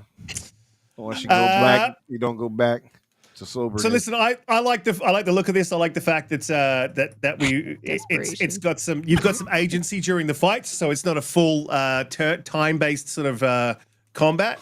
There's a bit to it, and they said it's actually can be quite hard, but you can bring the slider up and down on the difficulty, so that's good as well. The RPG elements to this game are massive, and I did not expect the amount of choice in build. Oh my god, people, stop calling me. I did not expect. Why the hell did you get suddenly so loud all of a sudden?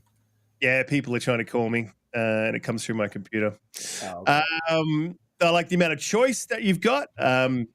Absolutely fantastic. I will have to take the call in a minute. But yeah, Holly, what do you think about Clear Obscure? Yeah, I'm really excited for this one. I love the art style. The color palette is very bland, but I think they also did talk about that. Correct me if I'm wrong, during the presentation, they did talk about how they had a sort of a very monolithic color palette, but then they would infuse color for certain bosses or certain um, companions. The pants dude that you have to ride to get to your next location and the exploration by riding the pants man was hilarious. I was like, that doesn't fit in this like devastating world of like every variation of your life is being wiped out. Got lighten just a little bit. Yeah, right. And then you had that companion, like the part where he was like lifting his hammer. He's like the Wookiee style looking dude, right? That was had all the white fur. He like lift his thing and it like bonks himself in the head, and like so they had a lot of like good humor in the midst of what seems like is probably a very serious story. They talked about how it was adult themed. I just think it looks really good, and I'm excited to try this type of combat because I have no interest in playing Persona. I have no interest in Metaphor. I have no interest in any of Final Fantasy. I've played a little bit of Final Fantasy and it was okay. It just never hooked me. I didn't really care. Is it too close to that anime style you don't care It for? is. Yeah. And Final Fantasy's on the border. You know, like it's not full anime. It's really not. It has anime tropes in it too, though. But it does. It does. Yes. Yeah. Yes. Whereas Persona is just all anime all the time, right? Yeah. But the combat always looks really cool because I really like RTSs. I really like TTSs. So the fact that the combat, Umbra, you could probably tell me better. Like it's sort of a combination, right, between an RTS and a TTS. As far as the combat in this one, yeah. Just these style of games in particular, right? Like it's not like a 100% turn based where you know you move your character behind something, you shoot, and then you hot duck, and then you wait, and then you turn. Right? It's a little more real time. It's definitely real time. It's action turn based, roughly. I wonder how close it's going to be to the way like Final Fantasy does their turn based stuff now. It looks like it's pretty close, right? It does look similar to that. Yeah. So you're right. It's turn based and it's like real time mixed together. I think it's actually got some because you can use it to parry and to kind of counter if you're about to get attacked and stuff versus just sitting there and taking the hit. They also got quick time events with it too, so it's a mixture of all those different things. You don't like it? I don't mind if they don't overdo it with quick time events. I don't mind. Quick time events are the worst thing that's ever been created in gaming. I really, you don't like it, huh? Wait, so how did you feel about like God of War when it comes to that? How did you feel about it? I didn't play God of War. Play it? Oh, well, there you go. Yeah. What about Shenmue? You ever play Shenmue?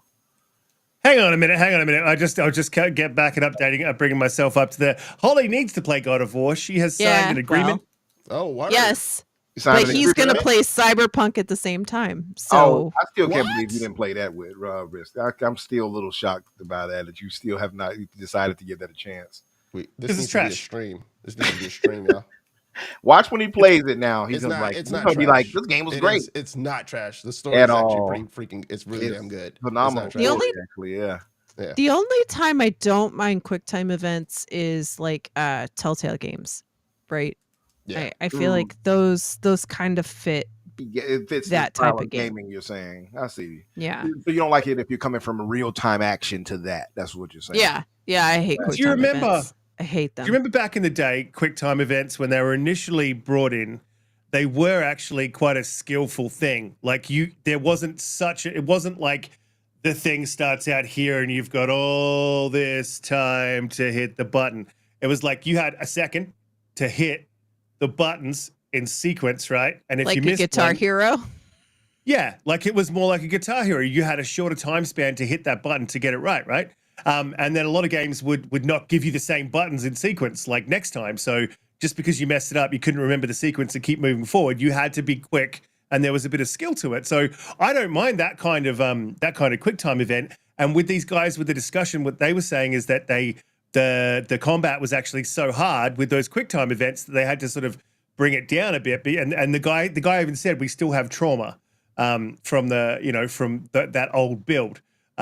So it could be one of those situations where the quick time event is a lot of skill to it, right? And then you've got to hit those buttons at exactly the right time to get that parry, as opposed to this PlayStation huge circle that I was going to say comes in. It's Insomniac uses it and Ratchet and Clank, right? And then doesn't Last of Us have some of those as well? I don't know, but Insomniac is a big fan of adding those in, and I'm like, Ratchet and Clank's just an awesome game anyway. Please take out the quick time events because there's a lot, it's got its own stuff going on all the time. Anyway, so I think Claire Obscura looks really good. I am really excited for that game. I think it's going to be great, and it's the studio's first game, and they just really seem to be kind of hitting all the fronts. And then the skill trees had like hundreds of options. Right, so this is the only part that kind of scares me about that game. It does scare me because it could be very bad. Made my eyes start to go crazy. I was like, what is this? It's like hundreds of things, and it's like, who knows what you're gonna get. That sometimes too much.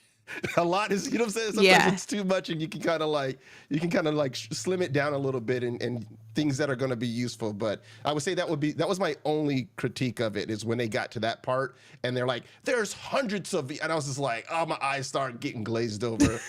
They were like, we don't even know what builds you could come up with because there's like, so many options, right?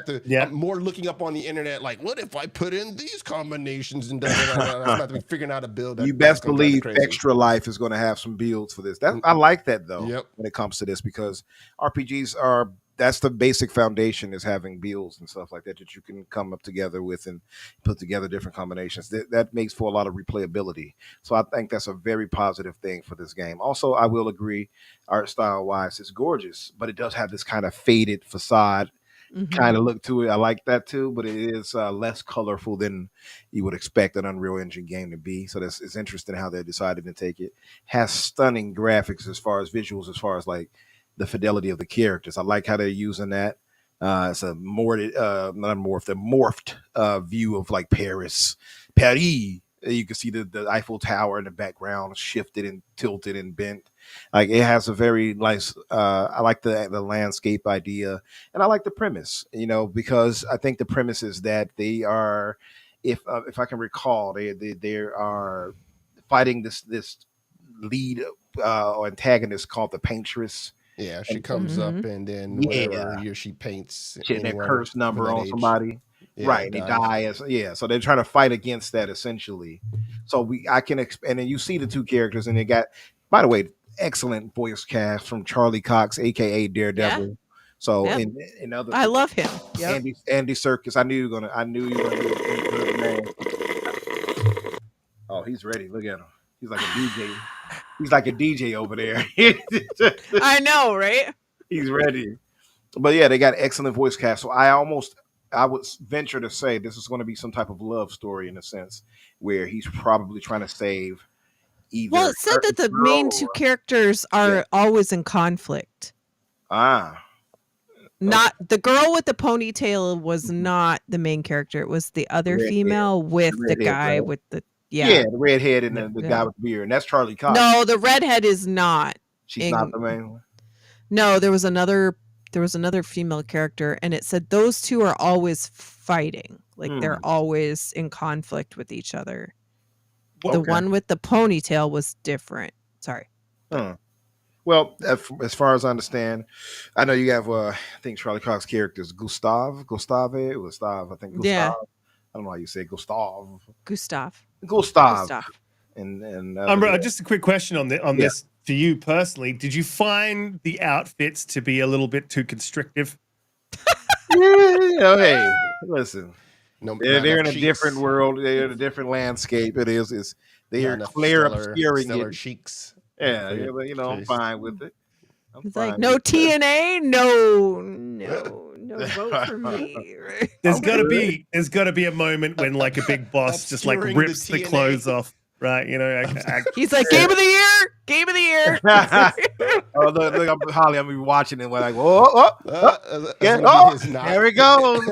His knock's gonna be like negative. You know he's gonna text me, right? He's gonna be like, "Yo, when you get to 42 hours in that boss fight, woo!" if you put your attention at the right angle, here you'll notice the jiggle. When you scroll your camera up from the floor. But I by the way, I was saying like on the voice cast, I forgot about I mentioned Andy Serkis too. He's in it, and you got Ben Starr, who's also in it, who did Clive. If you all have played Final Fantasy 16, excellent voice actor. The guy is dope, and he's done other things too. He's done like additional voices and stuff in other games and stuff. He's really solid. So I expect this to be. I'm telling you, I think it's going to have an excellent story. The combat is really like grabbing me, and I'm somebody mentioned it earlier. I am not the biggest turn-based fan either. I love turn-based. I always hated the fact that I have to kind of sit there and just get hit. Mm-hmm. I hate that, right? But over time, I've learned to accept it and get more into these games. That's why I've started to play the Octopath and all those turn-based. But over time, that's true. Yeah. Oh, well, that's literally an epiphany moment, dude. That's what I don't like about it. I don't like getting hit without any sort of being able to stop it. Yeah, protect yourself. Yeah, 100%. That's what always annoyed me about turn-based. I got to sit here and just get hit. So I didn't like that. I know it's kind of the give and take chess thing, but that's why people like it. It's really about strategy, right? With turn-based, it's like it's more strategic. Like you really have to think. It's like a puzzle, right? Yeah, exactly. So it's like a chess game. It's like people. That's why people like it. It's a thinking person's game, right? Typically. At least the tougher games are. So, but I don't have an issue with that. I just don't like coming from because I typically like live, like fast paced action and such. So I kind of get annoyed that I have to just sit there and get hit by something. It's a little annoying, but it is what it is. And like I said, I've gotten over it in time, and now I venture to play those types of games. So now this here is on my radar heavy. Can you imagine the pitch that they had for this game? I mean, this is a brand new studio, right? Like they must have had an incredible pitch deck for all of the people that they went to for their funding, etc. Because get those level of actors or voice actors, and then to have all of the backing that they do, and then to have that big of a skill tree on your first game and all the ambition and the work that it takes behind that. Yeah, like that's a good point. All those people and all that. Yeah, you're right. I wonder if the idea of taking like a Final Fantasy or a Persona style fighting combat system and turning it into a westernized game is really sort of the first driver that really brought people to it, right? Because I would say that there's a lot of people out there, probably like myself, that would really enjoy that combat. It's just the art style isn't necessarily, in my top 50 to ever go to and try, right? So maybe, bringing that sort of game style to a westernized audience that wouldn't typically stay in that, in the anime style is really the hook. And then because they had the writer that they talked to, the woman that was sitting at the desk and talking, like she was very engaging. It seemed like she had, like she really had she certainly was a good she had a good hold of the story, and it seemed like there's a lot there.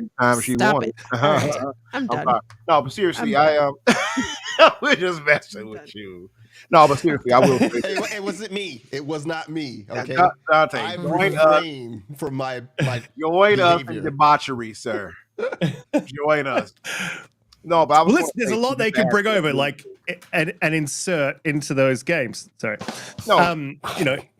And there's a lot they should leave behind. But I personally hope that we get the jiggle physics. Like, I think that's something that you can bring Is to a this Western. a Sexbox Infinite podcast? Because I feel like every time we talk. Listen, sex failed. We'll be right back. Dun, dun, dun, dun. I didn't sign up for that. After these messages, we'll be right back. It's the rope-a-dope. Yeah, I was going to say though. Sorry for the technical issues. People, we're back on track now. Outside of we're live. Outside of the combat and everything like that, and the story setting and everything, I like everything about what I've seen with this game. Even and going to the action again, it's got dodging. You could parry. You could target the weak points. Like, it's a lot of thought that went into the combat style that I think is going to actually positively affect other games on the genre. Did they mention combos? I think you can even do that too. Yes. Yeah, because you can see them doing they it. mentioned Yeah. combos, right? So yeah, that's another thing too. I love that in games, especially where you control multiple characters, right? It's into character combos. So I think like you can have characters with special abilities that complement your special abilities that provide combos, and then you can combo off parries as well. I think, don't quote me on that, but that's sort of what I was picking up. There was a lot of information there, and there was a lot happening at the time when I was watching the damn thing. Yeah. But yeah, it looks absolutely amazing. I'm super stoked for it. It's not really my type of genre style of play, but just the game looks so engaging with a fan. Like, what kind of painter just paints numbers though? She must be shit. But like, can you imagine that? It's like I just paint numbers. You know, here's my 3. She's like 34. You know what it makes me think of? It makes me think of you all ever see that movie with Michael J. Fox called The Frighteners, I think it was called. You remember that? I don't remember it, but yes, he had the numbers that appear in their forehead, and like the Grim Reaper come and get him. It makes me think of that a little bit.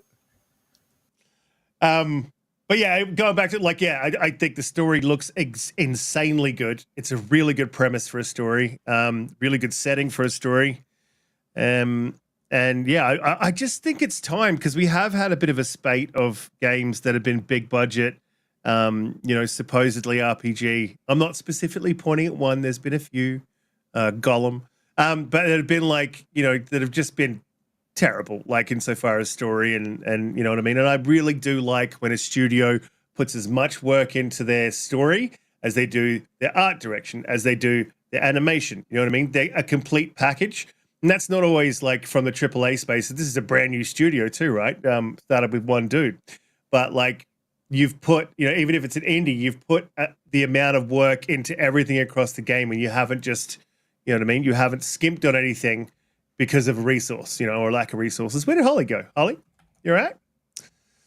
Just the bubble butt. Oh. Whoa. She's, is a hot dog? Did you have salsa or sauce? Salsa? On a hot dog? What? That's what you guys have, right? You have salsa. You trying to What? blaspheme? What are you? Our hot dogs here don't use no salsa.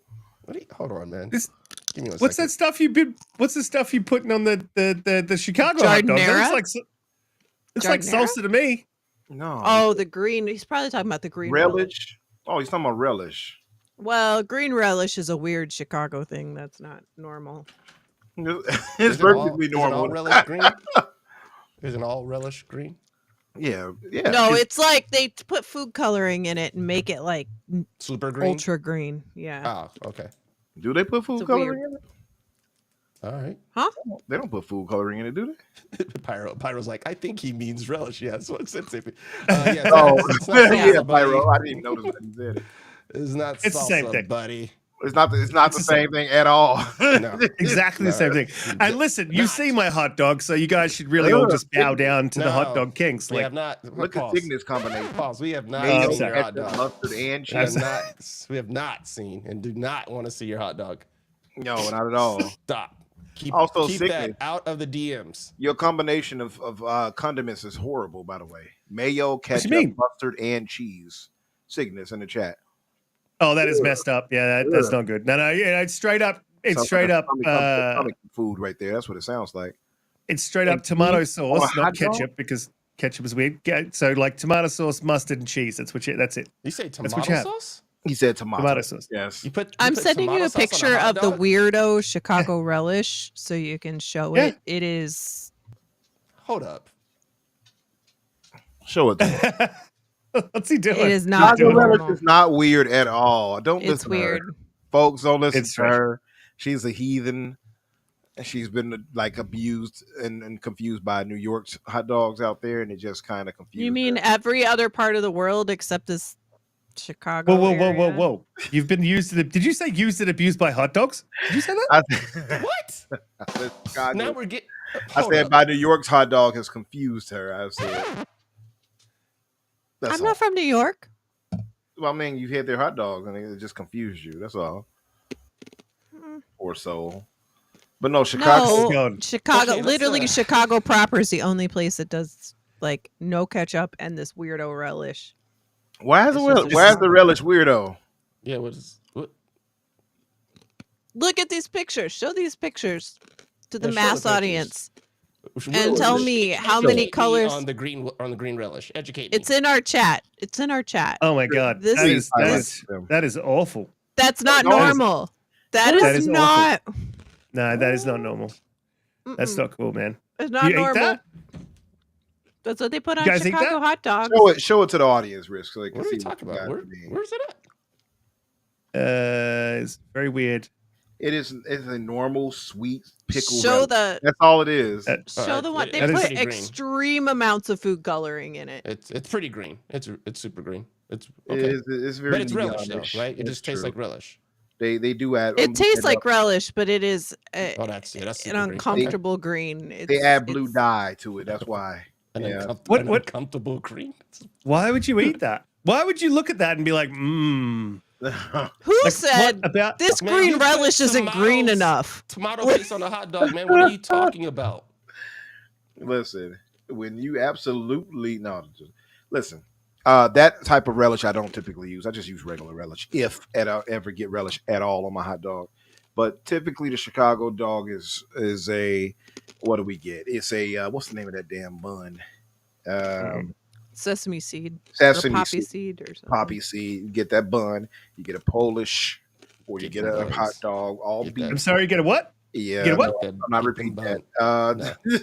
Not repeating. And we get sports. Get a Polish what? It's a Vienna. Yeah, Vienna. Vienna beef. You also get Well, you get some Vienna beef as well. A bit of Polish sausage, Vienna beef. Good. we get some We're sports. very peppers. European. Yeah, we get sports peppers. Don't let her demonize our hot dogs out here. We get sports pickles, and sometimes depending on where you go, they might put like tomatoes, sliced tomatoes in it. I can In a hot do it without. Oh yeah, they'll put sliced tomatoes on the side of it. It's not bad with it, honestly, but I don't. Typically get mine at- Sports pickles are like pepperoncinos, but they're just like smaller. In What's spice. a sports pickle? What is this thing like running track on the weekends? Like Like what's pepperoni. It's a Jesus, weird like that. Chicago thing. I don't get it. The It's a pickle is sports the weirdest pepper, not a part. pickle. It's a sports pepper. Yeah. Yeah. So Pepper. it's like They put this pepperoncinis. literal pepper on top in the It's middle. delicious. Matter of weird. fact, let me share. so one. you eat the pepper alone by itself? No, Yep. no, You you eat it eat with- it with the Yeah. meat, man. What do you? What? It's weird. Sorry, you do It with is what? not weird. You know what? It's Hold weird. up. No. Oh, don't make me laugh. Don't make me laugh. Not right now. Let me- yeah. Yeah. It won't go good. It won't go very well. I want Not to at this minute. I want to share this because I think because you all have. She has demonized our hot dog so much that I think people are going to go away with the wrong idea. So I want people to see what it actually looks like. Our hot dogs here. Let me send this to you, Riz. Send this. Post this if you could. A sports pepper. Yeah, sports peppers are delicious. Like they I don't really get it. are. Yeah. No, What- this hot dog is good, but the pepper on it is weird. Makes no sense. What? It's good. It's delicious. Don't listen to her. It adds a nice little spice. Don't listen to her. Show the hot dog on Polish or whatever I just shared to you, Riz. That is what our hot dogs look like. They are good. They are delicious. So That's a don't. lot of Yeah. lot of action for a hot It's dog. a lot of crap It's on all top. right. That is It a is. lot of action for a hot dog. It's a lot, but You it's know, delicious. It's you know, worth- you know when you say you're doing too much, or like this your is doing too much. you're Don't doing too This much. is doing a lot. you got slang and you Well, This damn. Here's the only thing I'll say, because I'm not from Chicago, right? Like this is like I'm a transplant. That's why she's saying these blasphemous things. Sorry, you're what? So she didn't want to repeat what I will say is that the hot dogs, they use these like very specific 100% beef hot dogs, which is kind of like not the normal thing outside of Chicago either. But the hot dogs have so much flavor that all of that crap on top, like it actually blends pretty well together because the hot dogs are so like such an intense flavor as opposed to like your Oscar Mayer hot dog or your Costco hot dog or whatever, right? Like they use these like really beefy hot dogs. There we go. Yes. There's no other way to say it. Well, the way you said it made it worse because you slowed down. Really, she's like, she looked into the camera. She's like, really beefy. It's because I already knew. Nah. Like, you're making it worse. You made it worse. Right. Nah. Nothing can make it worse. It's the hot dog cast. Yep. Next. So we got a good question in the chat, and I've always had this asked before. Is a hot dog considered a sandwich? Oh no, here we go. No, it's a hot dog. Is this going to be like, is chili considered a soup or something like that, or stew? No, it's chili. Is one of these things. That's a good question. Yeah, that's a good point. I don't know. I would consider it. Maybe. I'm trying to find the picture of the hot dog that I make, the true hot dog, not the fake ass. Anyone making hot dogs Chicago. outside of the U.S. isn't making hot dogs, correct? So we don't care about what you're talking about. It fits the definition of it, like a split bread is considered a sandwich. So it would have to be a sandwich, yes. I had an Iceland hot dog when I was in Iceland, and they're pretty good too. An Iceland hot dog, huh? Mm-hmm. What do they put on there? They make the sausages out of lamb. Oh, I they have don't a lot want of that. lam there. I don't like lamb. Was it good or was it just not bad? It was better than your joke. Everybody throw some tomatoes in here. Yeah, you need some tomatoes for that one. I'm sorry. Tomatoes in the chat, please. Tomatoes in the chat. He needs these now. I'm sorry. Listen, we went way off topic. But let's bring it back to the final game. And I did want to talk about this one because I am not a fan of Doom 2016. I actually like Doom 2016. It was all right. But I'm not a fan of the Dooms that came after. You're just hopping around everywhere. And then you're like, some dude's got it, he's dying and you press your Y button and you go flying over and you rip the head off. And like, it's cool. But the thing, someone laughing at me saying I ripped the head off. I kind of agree, actually. I didn't care for Eternal as much as 2016's. Yeah. And I like this sort of return to more of a bulky strafe shooting. When he said the strafe shooting, I was like, thank you. Because in the other one, it was like you sort of did your defense was attack. You know what I mean? And I don't always play like that. I like to sort of mix it up between the two. And I can see you can have a good attack as a defense in this game, but you can also defend in this game, which is brilliant because you've got the shield. So for me, this is a full return to form. I love the look of it. I love the melee. I love the choices of melee. I can foresee them adding more choices for that, for melee going in the future. Yeah, it looks amazing. Holly, what are you eating? Sorry. Trail mix. I'm sorry. You ain't got to apologize, girl. You ain't got nothing to be worried about. You fine. Oh, yeah. You don't need to trail away from you. We right here for you. Right here. I don't know where this show's going. Holly, how you feel? We're talking about big bulking Doomslayer. How you liking those nuts inside that trail? Oh my God! Don't. At some point, a lawsuit's gonna happen, right? Like, I mean, Donte, where you go? It's just really who's the first claimant that I file against, right? Like that's the real question. Chad, that's not what he meant. Does trail mix not have nuts in them? Am I wrong? I didn't say it. Has raisins. It has nuts. Guilty of this one. It has seeds. All those good things. All right. Right? Holly, how you feeling about Doom? How you feeling about the Doom game? So when they showed Doom last June in LA when I was there, I was blown the F away. I was like, yo.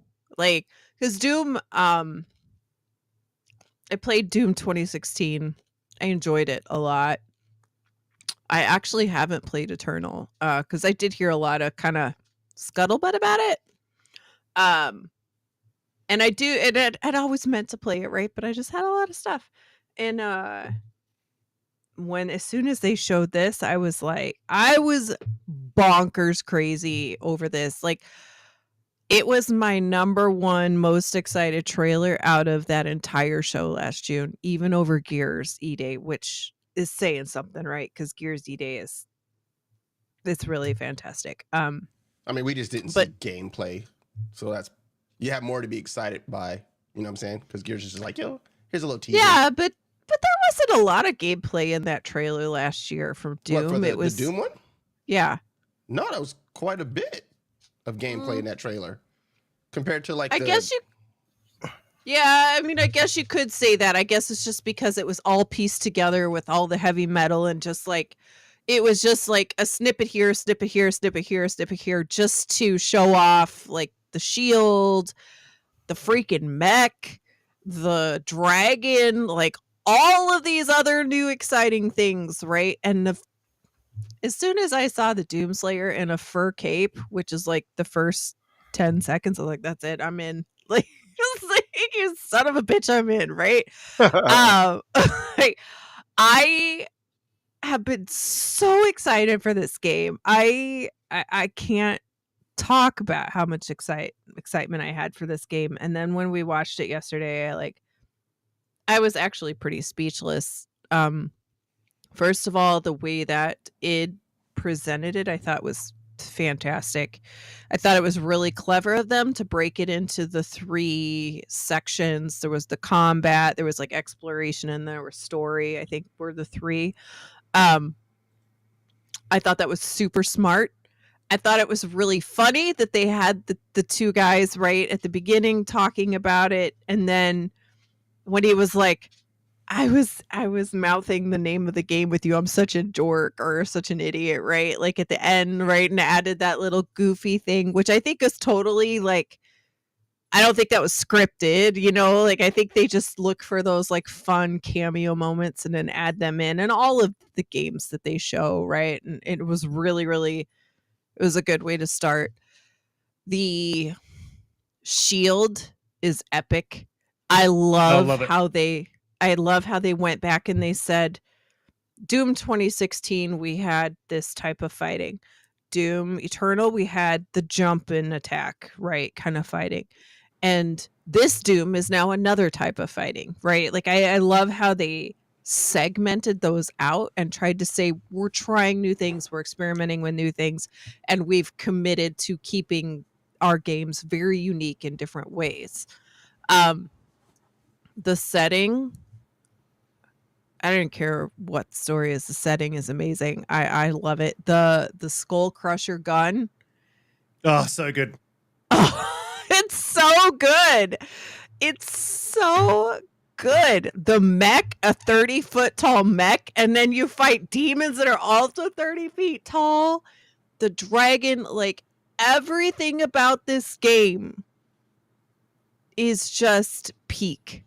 It feels like they have hit the nexus, like the top of the mountain, right, with this thing. And I hope, like, I really think it's going to come out that well, and I really hope that it does. I am so excited. Like, if Judas wasn't coming out this year, this would 1,000% be my most anticipated game of the year.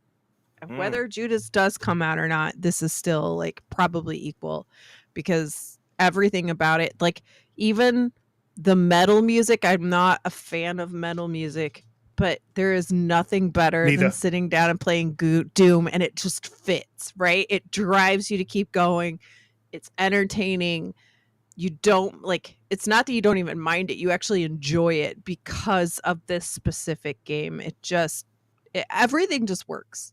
It's just a Mhm. perfect formula, and the graphics are beautiful. I'm just really, I can't talk about enough about this game. It's so cool, so cool. Yeah, the thing is with the metal too, I'm not a big metal fan. But I mean, even from the first one, when it was and it was, it was the beepy sort of, sounds. But the guy was always a metalhead. The guy who made it was a metalhead, so he had that in there like every time. So yeah, look, I'm super looking forward to it. Donte, how you feeling about Doom?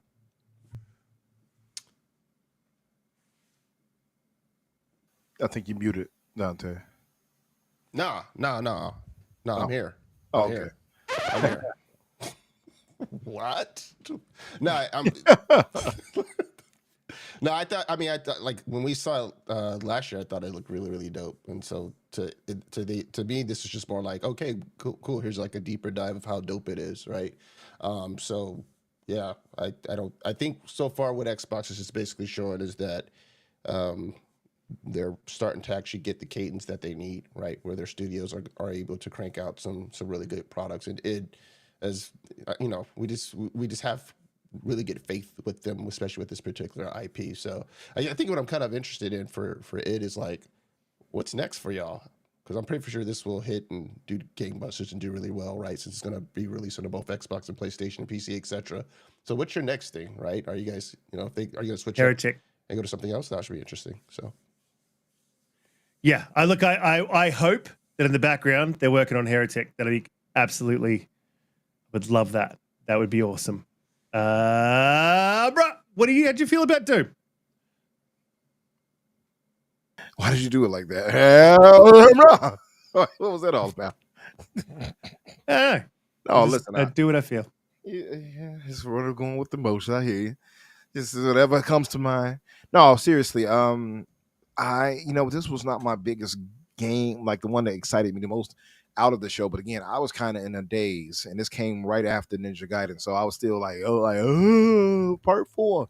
So it took me to have to go watch it again to see it, to really, let me choose my words carefully here before Riskit uses it. Yeah, you better. You disparage Doom. No, it took me a second to I have to watch the video too.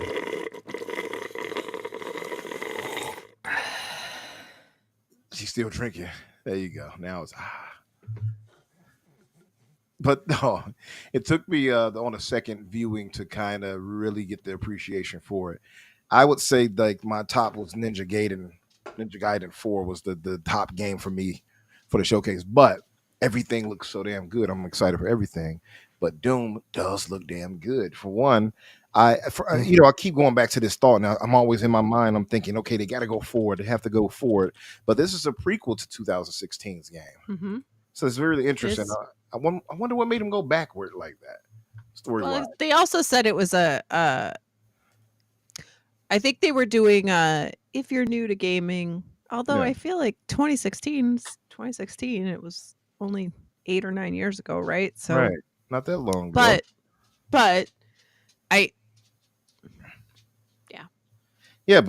beyond that, outside of the going back in time situation, I will say just visually, for one, is stunning. Like you said, to your point, out of everything else was Unreal Engine, so those look great. So this just shows how great id Tech is too, and how it's going to keep evolving to hold things down visually and performance wise. As great as the Unreal Engine games look, id Tech likely outshines it as far as performance in games, to be fair. And that's me saying that, so it took hurt my heart to say it, but it's just a fact. I expect when a game actually drops, it's going to look really, really damn good. There were some instances when I was watching it and I was kind of like, that doesn't look as polished as I thought. But then other moments happen like, okay, no, that looks really good. So I don't know. It's just frenetic action. I do like to have a more of a deliberate, slower pace, akin to 2016's action more Risk. So to me, Riskit's views does not reflect the Infinite Podcast views. For me, it just feels like I'm on top of things. I see you trying to sneak that in there. But I am. I like that they're going back to the more deliberate pacing, and they're having him as a tank, more of a tank build. I like that. To me, and it's kind of a thing, like, because even with other Unreal games, for instance, like Unreal Tournament, I never liked it because it was too wild and all over the place. So That's too what frenetic. too frenetic. That's what Eternal felt like to me. It's kind of like I'm just jumping all over the place, and it's like, all right, slow down a little bit. Yeah, Yeah, and I get some people like all like, oh, the action, oh, the music, and I'm like, okay, yeah, but that should have given me a headache. I need to be more focused, and this seems to be that. I also like that they have the shield where you're using it as parrying and all that. I think that's really dope that you can parry particles, whatever you want to call them. I guess what's the word I'm looking for?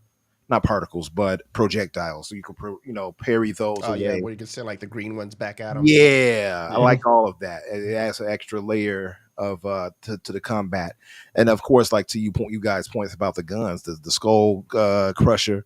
That's just dope. So good. Inventive as hell to have something like that. It's just super metal too, right? Like you have the damn gun shooting skull bits at the enemies, crush skull bits. But the shield, the saw shield, just try to say that 5 times fast. It can block, it parries, it can be thrown like Captain America. I like all of that, really. And if I was not mistaken, did he throw it and also like teleport to it? Yeah, so it pulls you towards it when you. So if you throw like it, a grapple, jump and pull it back, it sort of pulls you forward. Yeah. Okay. Yeah, that looks dope too. I was like, did he teleport? Okay, so he pulls you. Got you. And then you get the flail. You got a flail. You can hit people with. It's got all the medieval stuff, right? So good. All of that good stuff. So you're gonna be ripping and tearing, like as they always say. It's got the biggest. I think they said it had. If I'm not mistaken, I remember them saying it's the largest scale for any Doom game as far as the battle stuff like that. So it's gonna be. I'm gonna guess it's gonna have a lot of exploration as far as hidden items, and because even 16 had that where you could find like the dolls and stuff like that. So I like that aspect of it as well. I think that's gonna add a lot of replayability. Yeah, it looks like they showed like some different type of like collectibles and stuff you can find. Well, like biomes, or like I say biomes, but more like settings. You know what I'm saying? So it's not like it's not all just like you're just what looks like it would be hell, but some of the other like landscape looked a little bit like discernibly different from just what would be the normal hellscape. So that looked really, really cool to me. Yeah, I like all of that too. And I do, to your point, Holly, you mentioned like they focused on 3 different aspects, which was like the action, the storytelling, all that. I like all of that. To me, it tells me they're going to have a really solid story too if they focused on that when this presentation to tell you that. So I'm just looking forward to seeing how they do it. I still don't understand why they went back into a prequel. Who cares? It looks freaking amazing. I just want to know like why. I just want to understand it because I don't know how Eternal ends because I didn't finish it. But I am interested in seeing how that works out. But super excited. I love pretty much everything I've seen about it. I love the deliberate pacing, the added new weapons and shield. I love his design. One of the coolest first-person shooter designs I've ever seen for a character. Having a pimp fur coat on, basically. The boots, the kick that he does with the fur boots. It's like, that's so cool. Yes. That's the Sparta, the Sparta kick, huh? The other thing that they kind of changed up is glory kills are not the same as they used to be. Good. Riskit, do you want to talk about that since you haven't gone yet? Well, look, you guys have said most everything about it, like you can say about the game. But yeah, the glory kill system I didn't like in Infinite, just because is Infinite, not Infinite, what Eternal. Eternal, same thing. Just because you could be across map, and get to a certain distance, and then all of a sudden you're like, boom, you're there, you're on them, like ripping their head off, and you sort of get to a point where you just sort of hop around the room doing insta kills on people. I could not get into that system, man. From the looks of this one is very sort of a skill based, and it was always you press a button and it does it. Whereas this one seems like it's going to be more of from a direction, right? So if you've got them to that point where you can do that, you need to be up close, and then you come from this direction and it's going to do that melee kill, or you come from this direction and maybe it's going to do a different one, or you sort of come from top down, or you're jumping and you've got some agency over actually doing the kill, so you feel like you're completing the action as opposed to just pressing a button. So that I really loved about the changes. Every change in this is probably what I would have said I didn't like in the second one, but I didn't complain too much about it. I was like, well, a lot of people love this, and it seems to be really, but it's just not my thing, right? So cool. Yep. But it seems like too. Yeah. Yeah, it seems like they heard me. I didn't even say anything. You know what I mean? So there must have been people in the community saying all this stuff, and they were like, okay, cool. Well, let's pivot a little bit and do this. Yeah, I'm super hyped for it. Can't wait. And look, it's all of these games. The Titans that we get to get in and pilot, and the Dragon, like that's more in depth than I thought it was going to be too. I thought it was going to be like one quick section or something. It seems like it's going to happen multiple times, which is cool. And it's going to be like a thing that you have in the game. And it seems like it's more open as well, instead of being so. I mean, it was linear to a point where you'd sort of get into a section, and from what I can tell, I didn't play a heap of it, but like you get into a section and then you deal with that whole section, and then sort of linearly move on to the next section, and you deal with that section. Yeah. Well, it seems like this one's going to be a little bit more open, a bit more of a sandbox. I think they use the word sandbox, so that's super cool too. So you can get to go do what you want, and then you can come back to your castle. So I think it's like you save the castle, you go off and do a bit, come back to the castle, and then you've got sort of a home basey type thing where you go out and do your stuff. So I like the sound of that too. But I was going to say, this is the thing. All of these games are in Game Pass day one. Every single game is hitting Game Pass day one. They are coming back to back to back. Like, what do we got in cadence wise? You know, you've got Dark Ages, you've got May. So that's coming. South of Midnight, you've got April. Mm-hmm. Then we've got Expedition 33, and then we've got April. Dark Ages. Sorry. Also April 24. Yeah. The three of those are too tight together, especially Expedition 33 looks like it's probably a pretty. I think it looks like it's a pretty long game. But that's honestly. At the end, though. I can see about 60 hours. That's the end of April, right? It's April 24th, and Doom is May 15th. So, which is fine. No, you've got April 8th, you've got April 24th, then you've got May 15th. If you're not done, then you've still got a game to go, and they're not dropping anything in June, July. I don't think. June's the showcase, and then I think we'll get the roadmap for the back end of the year, right? Right. So they've dropped four. They give us four games. Right. Really good to start off the year, and then they give us a showcase to tell us what they're going to end the year with. I just wish South of Midnight was in March, and then Claire 33 was just a little bit earlier, right? To give them all a little bit more breathing room in between each other. But they just don't need it. They don't need it. This is the thing. Is that's the old sort of we're trying to make sales ethos, right? And so you've moved along. No, it's for me to be able to get through one before I need to start the next one.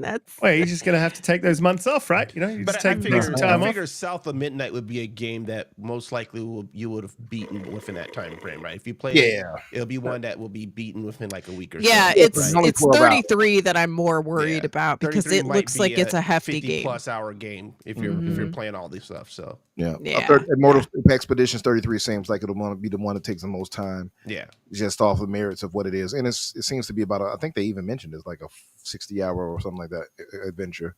So that'll usually be a little bit double. And also, I will say the other thing. Thank you, Gray Monad.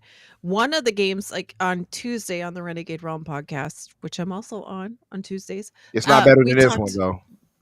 We talked about a game that I have been watching very, very closely since they announced it last summer at the Xbox Showcase. It's from Rebellion Games. It's called Atomfall. Oh yeah, that's right. Forget about that.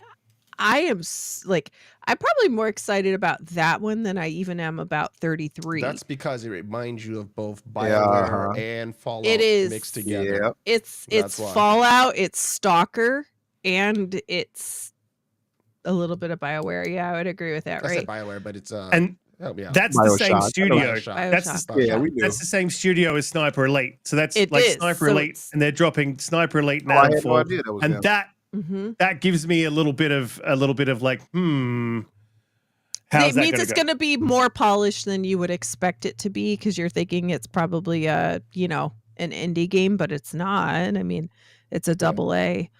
And that comes out in March, end of March. See, Adamfall looks to me like it's going to be like this is Holly.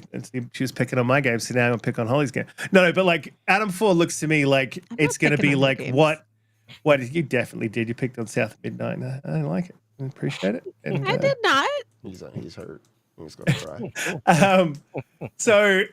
So Adamfall looks to me like Stalker released, if that makes sense. Right, so we thought Stalker was going to be fully polished. It's going to be like at the point where it's at. Well, I feel like Adamfall is going to release like that. Now, I'd be pleasantly surprised if it releases fully polished and it's fully like it's running well. Maybe a bit of a smaller experience. It looks cool, but I get a feeling that it's going to come out buggy as hell. Because it's from Rebellion. I thought the same thing myself, but because it's from Rebellion, I think it's probably going to be much more polished than we all initially I mean, the thought. Sniper Elite games are pretty polished. I don't remember them having a bunch of issues. So, and I think the assets are a lot that have been used from Sniper. You know what I mean? It's not like they started from scratch on that. So I think a lot of their time has been spent getting the mechanics right. I think that game's gonna be way better than people are giving it credit for. And now I do think it's gonna be a shorter experience because the base game, not the special editions or anything like that, the base game's only $50. So I'm thinking it's probably like a 10 to 20 hour game. Which is actually okay. Yeah, that's totally fine. Need to be 30 hours, yeah. So that's good. Right. But it is like March 27th or March 27th. So, right. So you get cram that in there too. We got a nice cadence. I mean, you won't be bored where you won't have something to play. It's more like being able to. Oh man! See, I'm sorry. Go ahead. Glanced right over it. I glanced right over it, and I was just letting the air out, slide away. There you go. He's joined us, Holly. It's nothing you can do now. He's one of us. Look at the evil. The evil. I am plotting a lawsuit face. He's definitely typing it up as we speak. She's like, I'm recording this.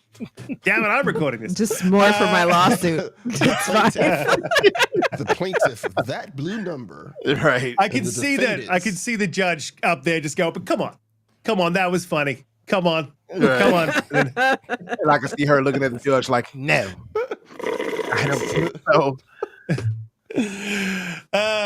Look, it's been an absolutely fantastic show. We do have to wrap it up. We're 2.5 hours over. I thought we'd get to some other topics, which is why I brought him in, but I didn't.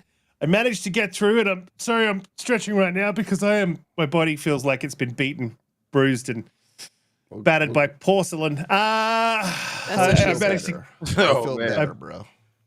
The whole body. I managed to get through the whole body here. I managed to get through the show. So fantastic. Yay me. Holly, let people know where you can find you, what you're up to. Wait. One more thing. Spartan661 with the 5 memberships. Really appreciate you, man. Thank you very, very much coming through and supporting us every single week as you do. And every single one of you in the chat have been amazing. And I'm sorry if I missed anything or anyone because, I'm not on my game this week. And also shout out to Lotus Esprit from last week who gifted some memberships at the end of the show. And I didn't shout them out. So shout out to you. You're an absolute champion. Thank you for coming through and supporting the show as well. And everyone that was here. Holly, thank you for coming through and supporting the show with your words. Mm-hmm. And my setups for your soundboard. Yep. No, Grey Monad in the chat says Adam falls 93 hours to 100% completion, which would be insane. Wow. So it's a real completion is kind of like finding items, I'm guessing. Probably. Yeah. And Surf thought the hot dog conversation was the best part. That was funny. You didn't even show the Iceland hot dogs. Yeah, Riskit, you failed us. So we'll insert some more hot dogs into the next show. I'm sorry. On Tuesdays, I am on the Renegade Realm podcast, which is on Red Wolf's channel. Tuesdays at 5 p.m. Central. It's a very, very, very, very, very, very different crew than what's here, and I love all of them. in my own ways. And I am also working on. There we go. You got it. You got it. Indiana Jones coins. Colt Eastwood will be giving away some of these. As a matter of fact, I think he started doing some other giveaways for these on Monday night this week. So I think the requirement was he wanted you to go make some comments on the on his podcast. So do that if you would like a chance to win one of the coins. And then we do have some super special coins coming up pretty soon for a game that you could probably guess. And as of that, that's it for me, except for Fridays here for the meantime. I just want to say that Holly is the best, and she knows where I stay. And you know, if you need to send any coins, you're already recorded Yeah, on all the it bad does. stuff. You can't overwrite it with Counter that lawsuit. I see what you're doing. I just want to say that Holly is the best, and her ideas on hot dogs and games was absolutely correct. So if you have any coins you want to store for you or whatever, I got you. You know, just keep them over here with me. So yeah, whatever coins that Ben's working on, I'll take them off your hands if you don't. He is working on some good coins, and I'm like, Yeah. I liked them both, man. But I like the color ones. I think a little better. But yeah. Did you vote? Yeah, did you guys, if you haven't, go look at my Twitter. I reposted Ben's post about voting on the Avowed coin. He's got two designs up there. One is all color and one is like an oxidized copper. So the color one is clearly better. Yeah, I mean, I don't like coppers, so get out of here, coppers. You never take me alive, coppers. Get out of here. Top of the world, man. Top of the world. Umbra, another fantastic week. Let people know where they can find you, what you be up to, and all of that good stuff. And we'll zoom in on your camera. Yes, zoom in to Holly. Nay. Chat, I want you to give this dude listen to her. All of the eggs and all of the sulfur bombs every week about how he hides behind this picture instead of actually just showing his face. You all don't want to see how much it's annoying that he doesn't just show his face. I mean, am I right? Am I right? No, she's not right about this topic. She's right about everything else, though. That's why I want to get a coin from her. What's up, BV? BV, by the way, did a stupid AI. He's a menace with these. He did an AI of me as Malcolm X. It was funny as hell. He called it Infinite X. But no, shout out to my brother there. Listen, as far as what's coming up, I'm going to definitely finish up some Ninja Gaiden Black 2. I did a recording of it. I was getting my ass chopped up a little bit, but where's the for that? What did Gray say? We need to see that. He had his ass chopped up. I mean, Gray, what did you say? He said we need to see that smooth head, Umbra. Now, what do you mean by that? Which head? What do you mean by that? What do you mean by that? What does he mean by that? Yeah. You see, you painted yourself on the bad corner now. But anyway, I'm definitely going to finish up. It's like P. Diddy, man. It's like I'm not locked in here with you. You're locked in here with me. Great Diddy. Great Diddy. That's what. No, but yeah, I'm going to finish up some Ninja Gaiden 2 Black, and I'm going to actually I'm still on The Witcher. I got that last little part of the DLC, the last DLC to do. Doing that, I got to get back to Indiana Jones, as we were talking about earlier. It's like everything else keep coming, like they keep dropping new games on me, and I have to like deviate from Indiana Jones. Damn you all! And by the way, just to throw it out there, because we didn't really say this, but like we were talking about the first half, and then you might get the second half, blah blah blah. This is easily their best first half of a year, right? With the cadence. Oh, definitely. Yeah, and in quite some time. Yeah, this is what we've been. This is what we've been hoping, perhaps ever, for all this time, for sure, with all the acquisitions, right? Exactly. So, now it's finally coming to fruition. What up, Black Viking? What up, fam? What up, man? So a lot of people were like getting at Matt Booty talking about, yo, he need to go, blah blah blah. I think this is giving them pause, right? So like this right here is what we want to see. They got a lot of the third-party titles dropping in with it as well, like quality ones. Hearing that now Adam Falls, 96 hours for completion that's crazy. So you got a lot to look forward to, I think, as a Game Pass subscriber. I know Cygnus, he tried his best. He did his little hoof clicking in the chat. Well, yeah, PlayStation is going to be great for PlayStation and Nintendo games. He tried, but none of us really care about that anymore, Cygnus. You kind of waste your time with that. You might as well just be normal in the chat. We don't care. We get to get them on Game Pass. You have to pay full price. Let's get that clear. We don't care. Gaming is for everyone. Isn't that what Phil tells us? Yeah, you just have to pay. You just have to pay. That's all. He's like, we ain't gatekeeping. Yeah, So I don't mind that. It is what it is. I'm looking forward to just a great year as far as gaming goes, and as far as where you guys can find me, Infinite Umbra or Umbra Infinite. You'll find me either way. That's on Twitter or Blue Sky. Tuesdays on Xbox Factor with Boom and Cast. Usually myself and Jamie Moran. That's at 12 Eastern. Thursdays, of course, The Fix with me and co-host Daniel J. McGee. And back here Fridays with these superstars on, at 7 o'clock Eastern. So, see you guys next week. And thank you all for being here in the chat. Hit the like if you all haven't done it, by the way. Hit the like button. Hit the like button. Absolutely everyone in the chat, even Phase 23 Brooklyn and Cygnus. We love you guys. You guys are amazing coming through each week and supporting us. Really appreciate every single one of you. Donte, another fantastic week. The people know where they can find you, what you be up to, and all of that good stuff. Before I bubble gut. Yeah, I'm gonna keep this short. Find me on the socials, Donte J Moody.